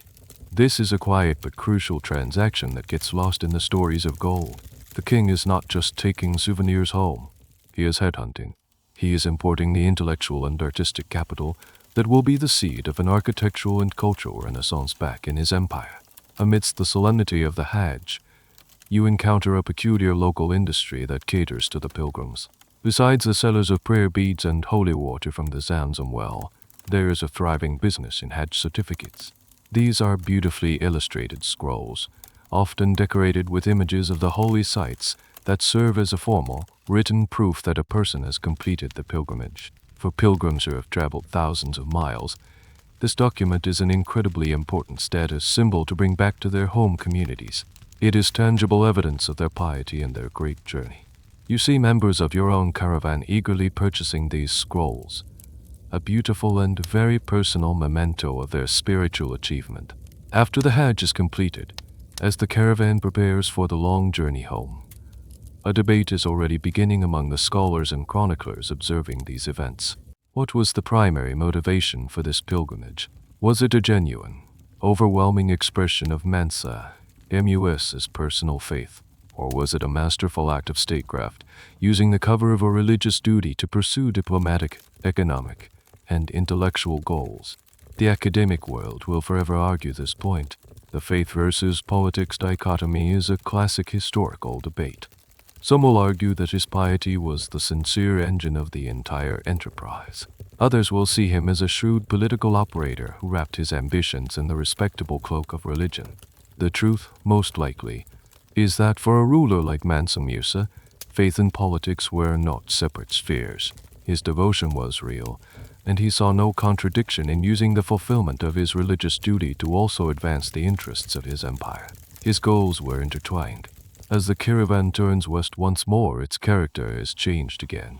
It is laden with new things, bolts of silken spices from the east, chests full of scholarly books, and, most importantly, a collection of human beings with brilliant minds. The king has spent his gold, and now he is carrying home his purchases. The journey to Mecca is over. The journey to build a new Mali is just beginning. The journey back from Mecca is a different beast entirely. The spiritual high of the Hajj is over, replaced by the grim, logistical reality of a return trip that is just as long and dangerous as the one that brought you here. But something fundamental has changed. Your treasury is no longer infinite. The legendary spending spree in Cairo, followed by the lavish donations in Mecca and Medina, has had a very real effect. The caravan is, for the first time, facing financial constraints. The mood of the procession has shifted from triumphant display to careful conservation. The days of casual, extravagant spending are over. Now, supplies are more carefully rationed. The easy confidence that marked the eastward journey has been replaced by a hardened professionalism. You are veterans now, and the road ahead is familiar but no less daunting. This is the unglamorous but historically crucial part of the story. the great showman now has to manage a budget. The caravan is still a massive undertaking, but it is lighter now. Much of the gold is gone, spent and distributed across half a continent. Many of the original pilgrims, their life's ambition fulfilled, chose to remain in the holy cities or settled elsewhere along the route. The procession is smaller, leaner, and more focused on the single goal of getting home. This is where the new additions to your party become critically important. The scholars and architects, like Alsatialai, who were recruited by the king, are not used to this kind of rough travel. They are men of cities, of libraries and lecture halls. Special provisions must be made for them. They are now the most precious cargo, and their comfort and safety are a high priority. You see them huddled in conversation with the king during the evening halts, their discussions a murmur of foreign-sounding Arabic accents mixing with the man tongues of home. They are already planning, sketching ideas in the sand, designing the future of the empire. It is during this arduous return trip that you witness a small, almost invisible, act of ingenuity that speaks volumes about the challenges of the journey. One of the greatest dangers on the road besides thirst is sickness. With so many people living in close quarters, disease can spread quickly. You notice the caravan's doctors employing a clever, if slightly grim, technique. When they have to treat a wound, they do not just use herbal poultices. They use ants. They find a specific type of large-jawed soldier ant, get it to bite the edges of a wound together, and then carefully snap off the ant's body, leaving the head in place with its jaws locked like a tiny, organic suture.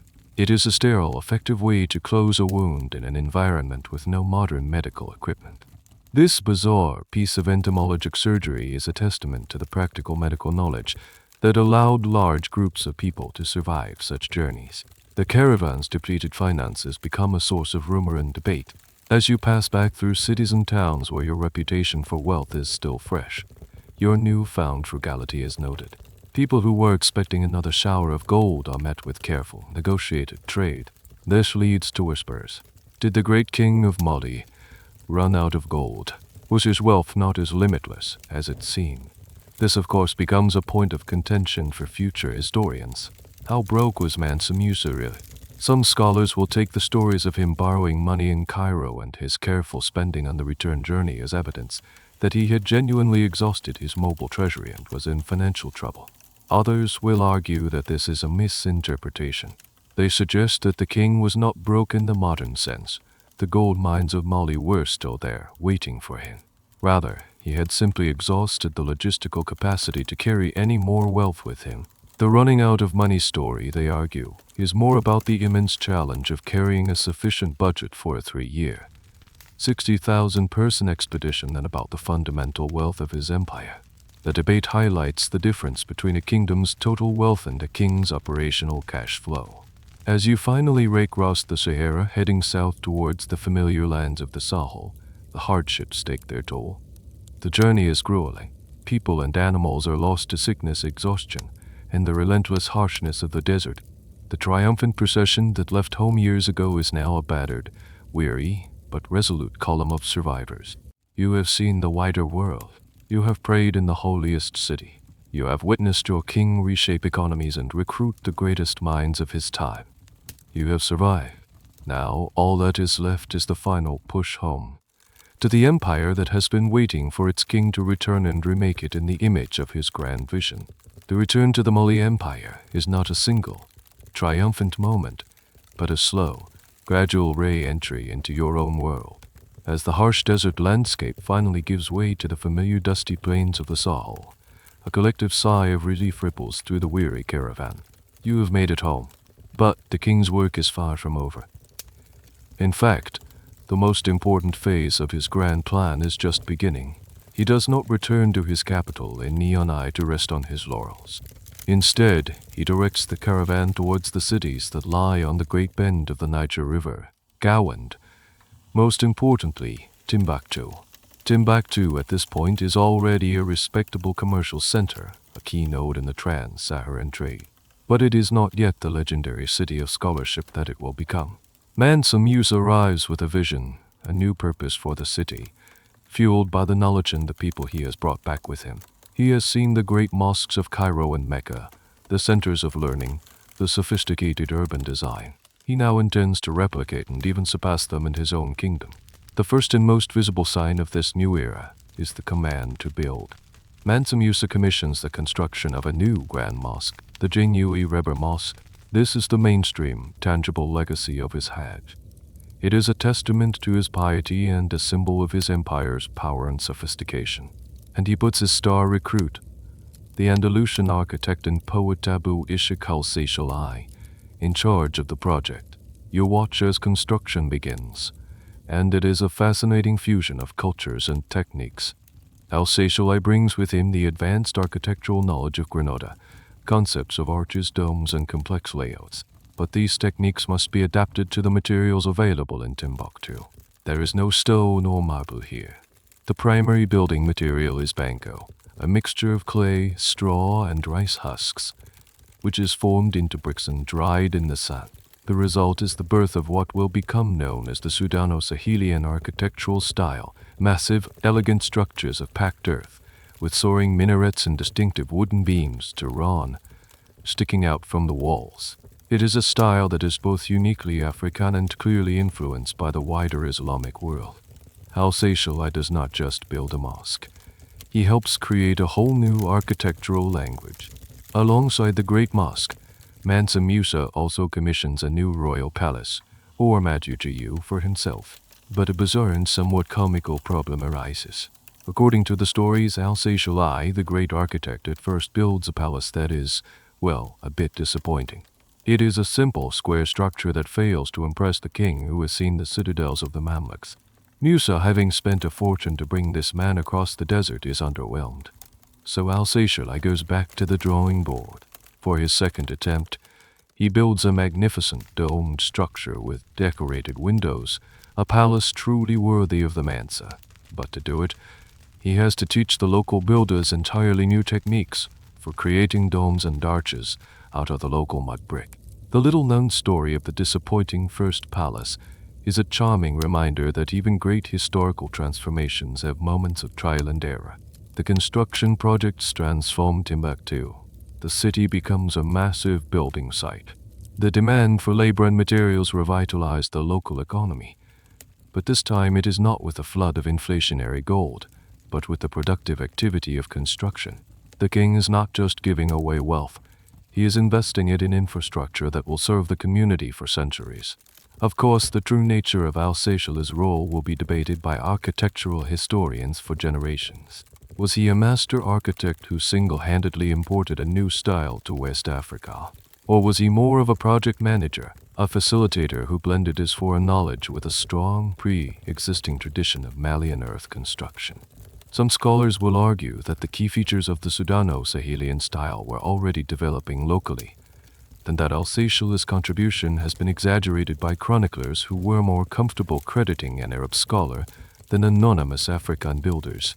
This great man versus local evolution debate is a classic historical argument, a question of how much credit to give to a famous individual versus the collective genius of a culture.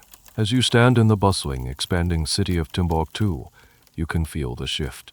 The focus of the empire is moving. The Hajj, which began as an outward journey of display, has turned into an inward project of construction and renewal. The gold that was spent in Cairo is gone, but in its place, something far more permanent is rising from the desert sand.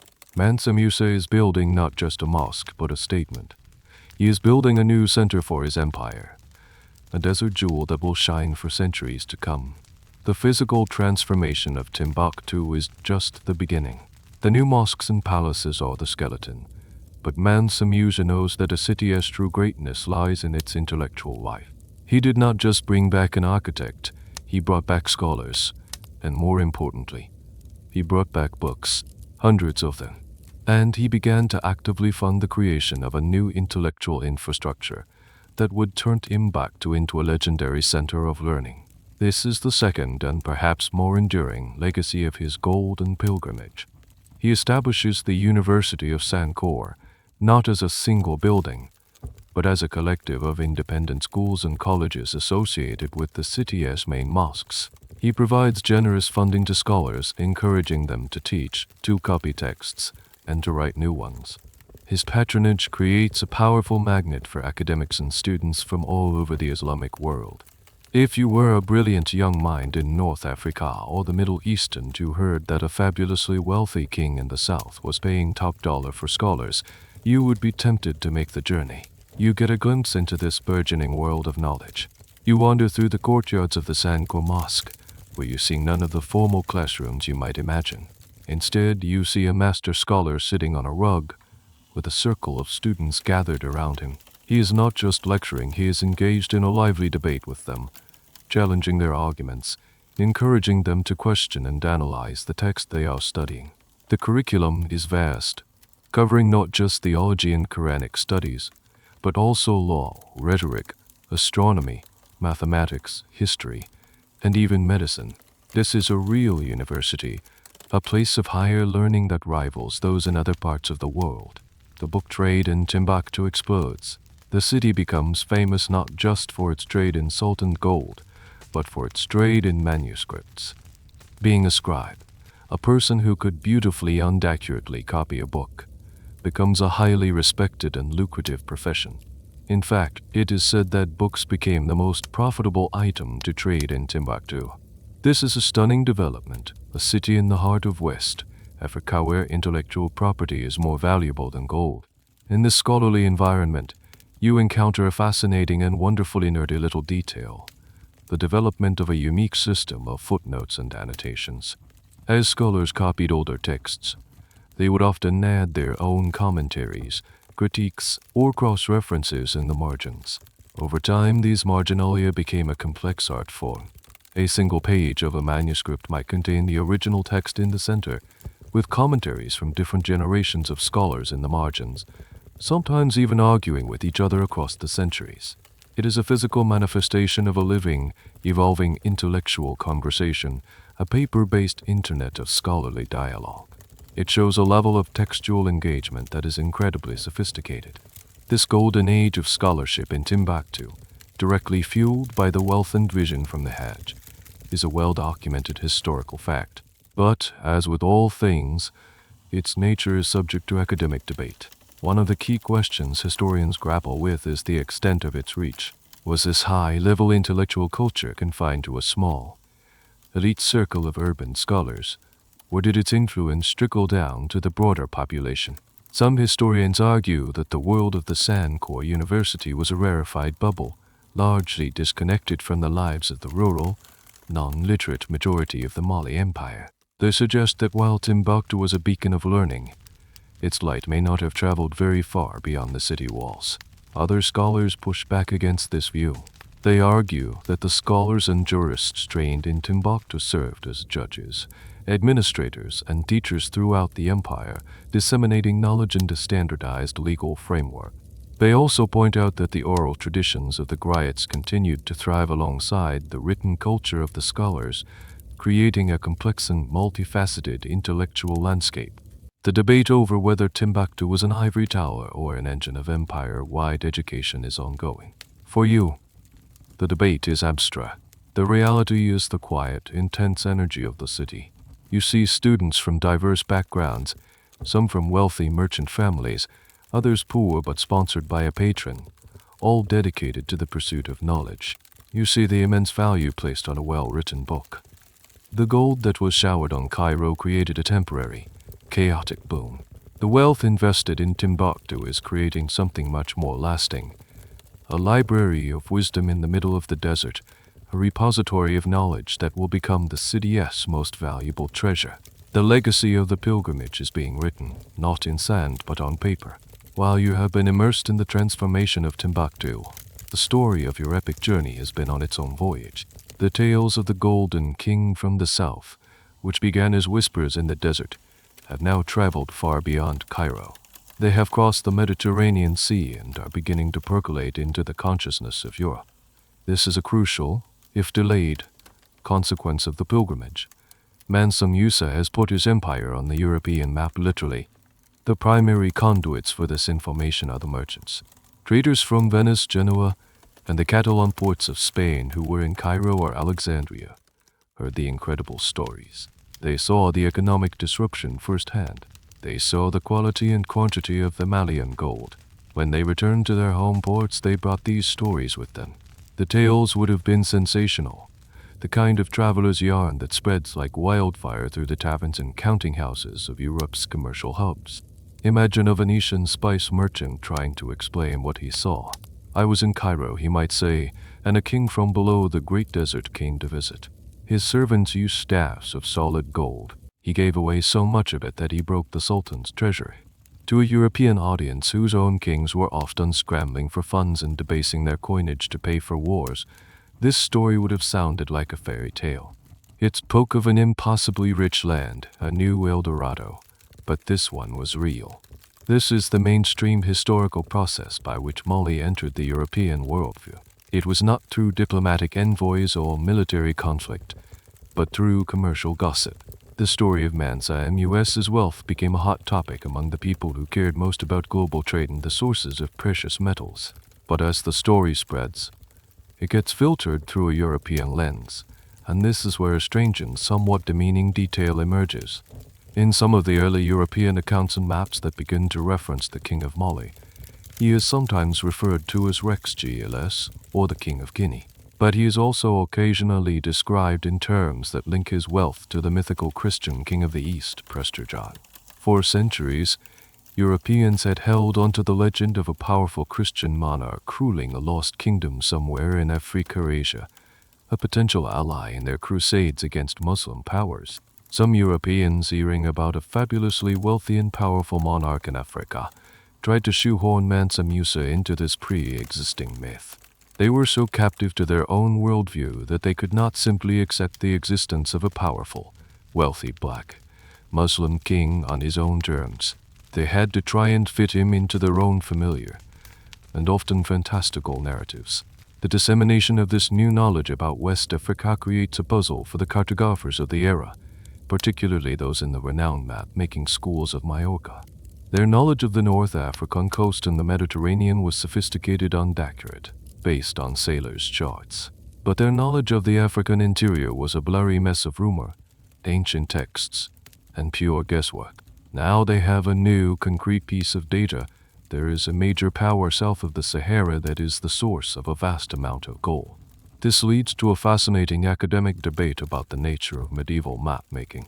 Were these maps intended as practical navigational tools, or as encyclopedic representations of geopolitical knowledge and power?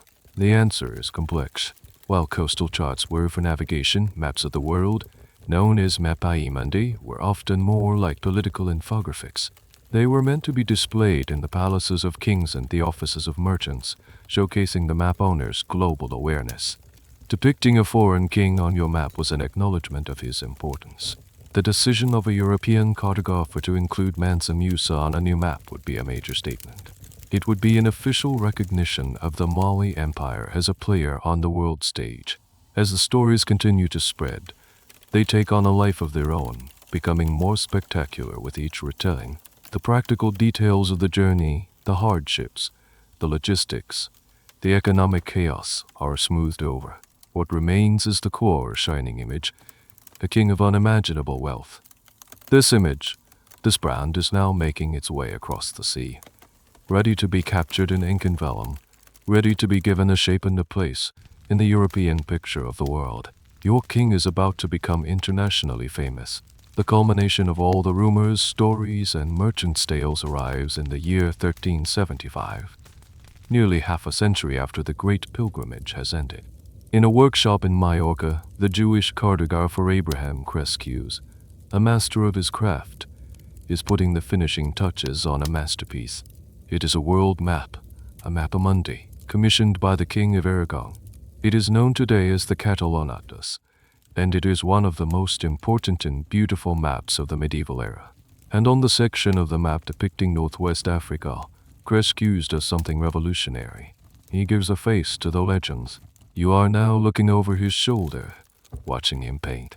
He draws a figure that will become the most famous and enduring image of Mansa Musa. It is a king, seated on a magnificent throne. He is depicted with dark skin, a full beard, and wears a golden crown. He is not presented as a caricature or a monster, as Africans sometimes were on earlier, more primitive maps. He is shown with all the regalia of a powerful European monarch. He is a peer. In one hand, he holds a golden scepter. In the other, he holds up a large, round, glistening nugget of pure gold. His gaze is direct and regal.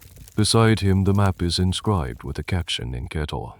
It reads, "This black lord is called Masmeli, lord of the Negroes of Guinea. This king is the richest and most noble lord of all this region on account of the abundance of gold which is gathered in his land." This image is the historical anchor point, the moment when the oral and written stories coalesce into a single powerful visual representation. It is the official confirmation of Mansa Musa's entry into the European Hall of Fame. For a king to be depicted in this manner on a map of this importance is the 14th century equivalent of being on the cover of Time magazine. It means he is no longer a rumor. He is a known quantity, a recognized power in the world. Looking closer at the map, you notice a wealth of fascinating and sometimes inaccurate details. The map shows the Atlas Mountains with remarkable accuracy. It depicts the coastal cities of North Africa where Catalan merchants traded. But as you move south, into the Sahara, the geography becomes more speculative. Cresques draws a line of Tuareg nomads on camels, acknowledging their role in the desert trade. He even draws the tent of the king of Townsend, another powerful North African ruler. The map is a geopolitical snapshot. And then you spot a truly bizarre detail, a classic example of how medieval mapmakers blended fact with myth. Not far from the depiction of Mansa Musa, Cresques has drawn a man on a camel who seems to be talking to a serpent. This is likely a reference to the Berber people known as the Psylli, who were mentioned in ancient Greek and Roman texts, like those by Herodotus as being legendary snake charmers. Cresques has taken a piece of ancient, semi-mythical lore and placed it right next to the very real, contemporary information about Mansa Musa. It is a perfect illustration of how medieval cartography was a collage of different types of knowledge, up-to-the-minute commercial intelligence, sitting alongside ancient Usay. The creation of the Catalan Atlas and its iconic portrait of Mansa Musa will be a subject of endless academic fascination. Art historians will study the iconography, noting how Cresques used the visual language of European royalty to portray an African king. Historians of cartography will analyze it as a key transition point between the purely symbolic religious maps of the early Middle Ages and the more scientific, exploration-driven maps of the Renaissance. But the central debate will always be about the why. Why did Cresques choose to depict Mansa Musa in such a prominent and noble way? The most likely answer is commercial. The Atlas was, in many ways, a business intelligence document. Gold was the lifeblood of the European economy, and the map was pointing directly to its source. The image was not just a portrait, it was an advertisement. It was saying, here lies the land of gold, ruled by this powerful man. This is a place of immense interest to any merchant or monarch with global ambitions. The map is both a work of art and a prospectus for future ventures. As you look at the finished portrait, the king holding his golden nugget, you realize the true, lasting power of the Hajj. It was not just the economic impact on Cairo or the new mosques in Timbuktu. It was the journey had created a brand, an international reputation so powerful that it had to be captured on the most important maps of the age. The story had found its ultimate form, an image that would ensure Mansa Musa and the wealth of the Mali Empire would never be forgotten. Decades have passed since the Hajj. You are no longer a young participant in a great adventure, but an elder, a keeper of memories. The Mali Empire itself has changed. Mansa Musa is gone, having passed into the realm of ancestors and legends. His successors now sit on the throne in Neon Eye. The new mosques and universities in Timbuktu, once a bold new project, are now established and thriving institutions. The story of the Golden Pilgrimage is no longer current events, it is history, a grand tale told by the griots to inspire a new generation. Now is the time to reflect, to try and weigh the immense and complicated legacy of that single journey. How should the world remember Mansa Musa? What was the ultimate meaning of his spectacular reign? This is the core of his historical legacy, the question that will be debated in classrooms and academic journals for the next 700 years. Was he First and foremost, a luxury influencer, as a modern mind might frame it. There is a strong case to be made. His pilgrimage was, in many ways, an exercise in flex culture. The procession with its 500 gold staff-bearing servants, the casual showering of gold on stunned onlookers, the deliberate projection of unimaginable wealth. It was all designed to create a specific image, to build a global brand of power and prestige. He understood that wealth, if hidden away in a treasury, is just metal. But wealth, when performed and displayed on a global stage, becomes power. In this sense, his actions were a masterclass in public relations, using spectacle to place his remote and little understood empire at the center of the world's attention. Or should he be remembered primarily as a pious pilgrim? This view is just as valid. The Hajj is a profound act of faith, and all evidence suggests that Mus's devotion was sincere. He undertook a journey of immense hardship and danger to fulfill one of the central pillars of his religion.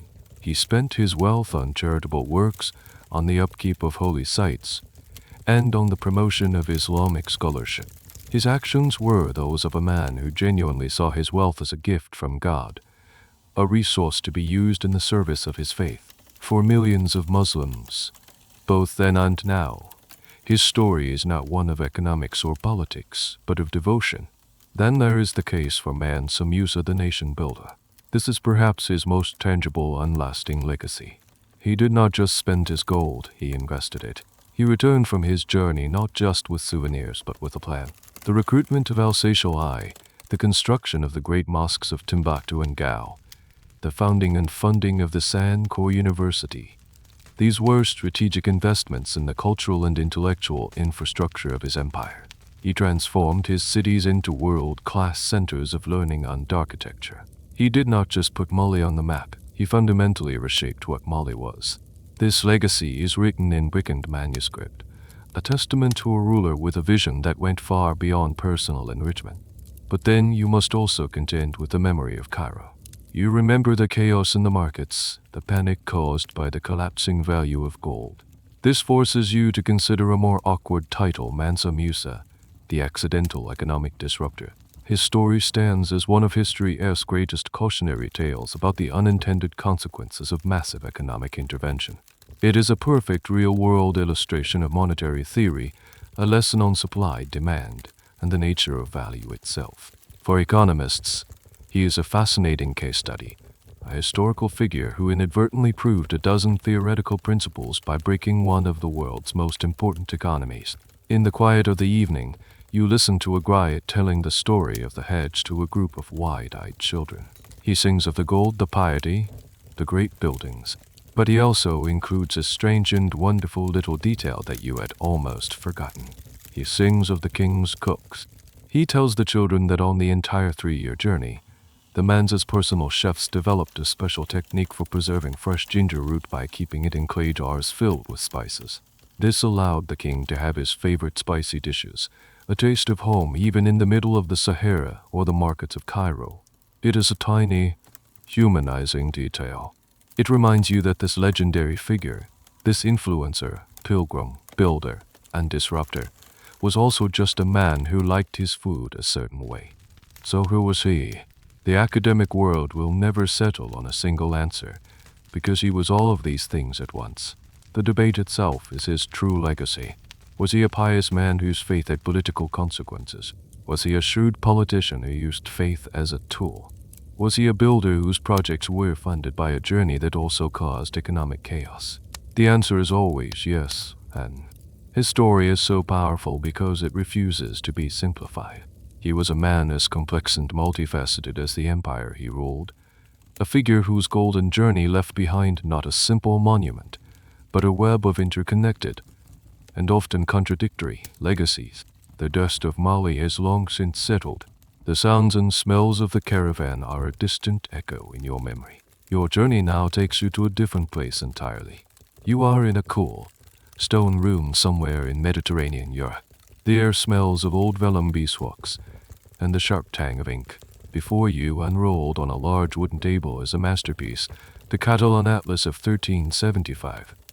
It is a riot of color, of gold leaf, that catches the candlelight in vibrant blues and reds that delineate the seasoned kingdoms of the known world. This is not a simple navigator's chart. This is a statement piece, an object of immense value and prestige, designed to impress visitors in a royal court or a powerful merchant's office. Your eyes drift across the familiar shapes of Europe, tracing the coast of Italy, the islands of Greece. You see the detailed outlines of the North African coast, a testament to the extensive trade networks of the Catalan merchants.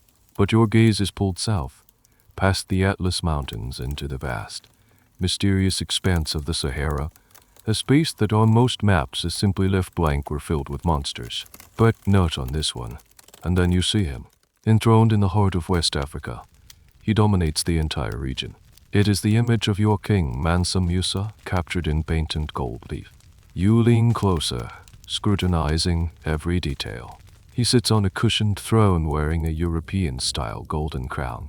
He holds a golden orb in one hand and a golden scepter in the other. His robes are flowing, his beard is full, and his expression is one of calm, regal authority. The artist, Abraham Cresques, has not depicted a barbarian chieftain. He has depicted a king equal in majesty to any monarch in Europe. This image is the final destination of the legend that began on the banks of the Niger. It is the myth made tangible. This is the famous, mainstream image that cements the Mali Empire's place in the European imagination. It is the culmination of decades of rumors and stories, now given an official, cartographic seal of approval. The caption confirms it, identifying him as the noble and rich lord of the land of gold. As you marvel at the portrait, your eyes wander to the surrounding details, and the map reveals itself to be a wonderfully strange collage of different kinds of reality. Just to the northeast of Mansa Musa's kingdom, Cresques has painted another group of travelers on camels, but these are not merchants. They are richly robed, crowned figures following a bright, shining star. It is the Magi, the three wise men from the biblical nativity story, on their way to Bethlehem. The proximity of these two scenes is jarring and fascinating. On the same sheet of vellum, a contemporary African king whose wealth was a matter of recent economic news is placed alongside figures from sacred history.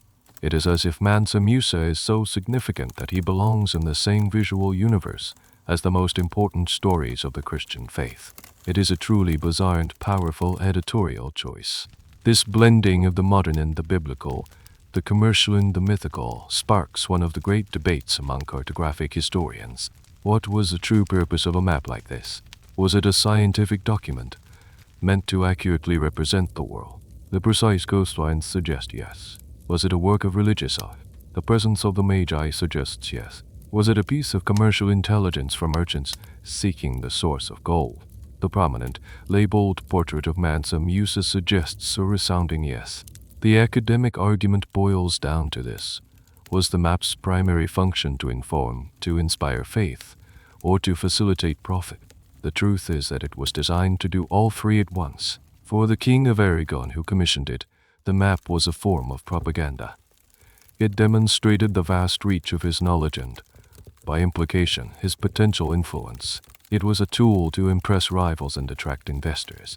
For the merchants who might view it, it was a tantalizing business plan, pointing a golden arrow at the source of the world's most desirable commodity. The debate over whether the Catalan Atlas is best understood as science, art, or commerce will never be fully resolved, because it is a masterpiece of all three. You pull back looking at the whole panel again. The journey that started with a horn blast in neon eye, that crossed the endless sand, that flooded Cairo with gold and built Timbuktu into a city of learning, has ended here. It has been transformed into a single powerful and enduring image on a map. This portrait will shape Europe's perception of African wealth and power for the next century. It is perhaps the most lasting legacy of the Golden Pilgrimage, a story so potent it literally redrew the map of the world. The Catalan Atlas is a snapshot, a high-water mark of the Mali Empire's fame in the wider world. But empires, like all human creations, are subject to the currents of time. The memory of Mansa Musa, the man, the legend, the economic force, begins to evolve. His legacy becomes a complex tapestry woven from threads of admiration, misunderstanding, and pure invention. As the 15th and 16th centuries unfold, the world changes.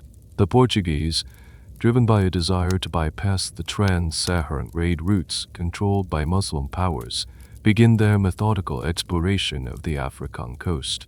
They are looking for a direct sea route to the sources of gold and spices.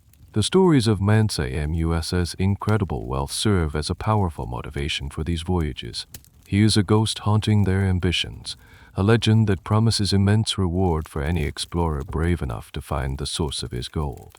In this way, the historical legacy of the Hajj becomes a direct catalyst for the European age of exploration. It is an ironic twist. The journey that was meant to announce Mali's power to the world ends up inspiring the very forces that will eventually lead to the decline of that power. In the Islamic world, his memory is preserved differently. For scholars in Cairo, his name is forever linked to the great disturbance at the gold market, a cautionary tale taught in economic circles. For the people of Timbuktu and Gao, he is the great builder, the pious patron of learning whose vision transformed their cities. The griots of Mali continue to sing his praises, his story becoming a cornerstone of their oral history, a symbol of a golden age when their empire was the center of the world. Back in Europe, as knowledge of Africa becomes more direct and less reliant on second-hand accounts, the perception of Mansa Musa and his empire begins to shift. The initial image of a noble, peer-like monarch on the Catalan atlas gives way to more exotic-eyed and often derogatory depictions.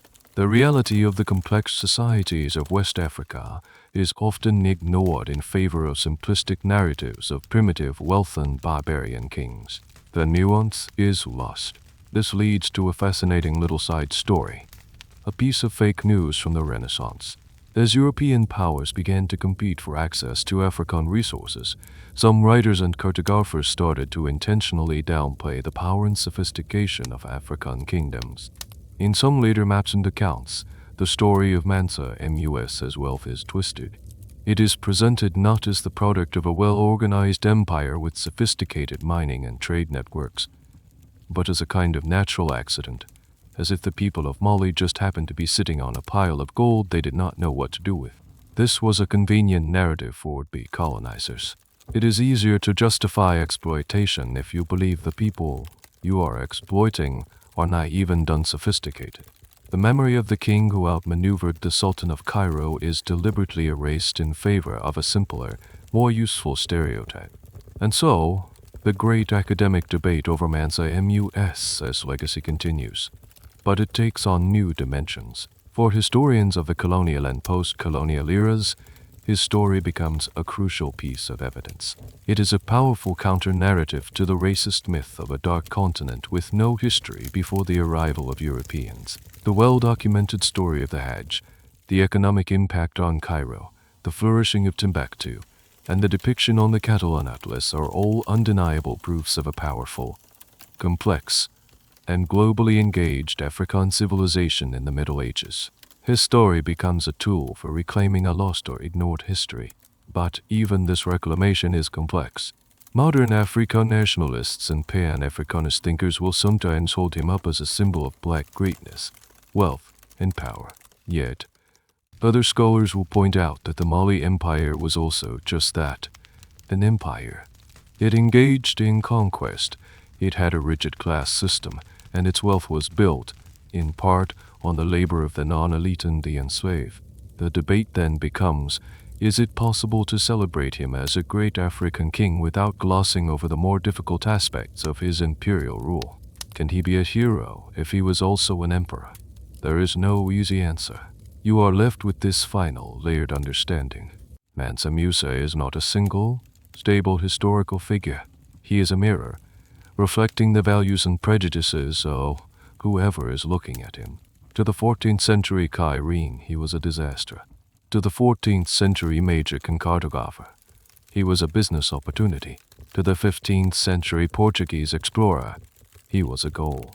To the 19th century European colonist, he was a justification. To the 20th century African nationalist, he was an inspiration. His legacy is not a monument of stone, but a conversation that has been going on for 700 years, a debate that reveals as much about the world as it does about the man who once showered it with gold. The sun is setting over the Niger River. The heat of the day is finally breaking, and a soft golden light washes over the ancient mud brick buildings of Timbuktu. You are old now, your skin wrinkled, your memories long. The world of your youth, the world of the great caravan, feels like a dream. The Mali Empire itself has faded, its glory days a tale for the griots to sing.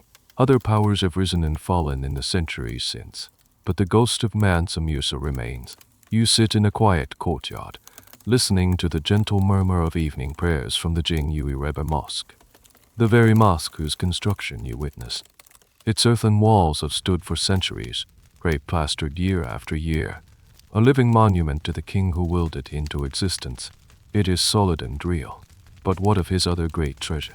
What of the gold? This leads you to the final, tantalizing mystery of the entire saga. What was the true, total value of Mansa Musa's wealth? The question has haunted historians, economists, and treasure hunters for ages. He is often cited on lists of the richest people in history, with modern estimates of his net worth ranging from $400 billion to figures so high they become meaningless. He is, in the popular imagination, the richest man who ever lived. But how do historians even begin to calculate such a thing?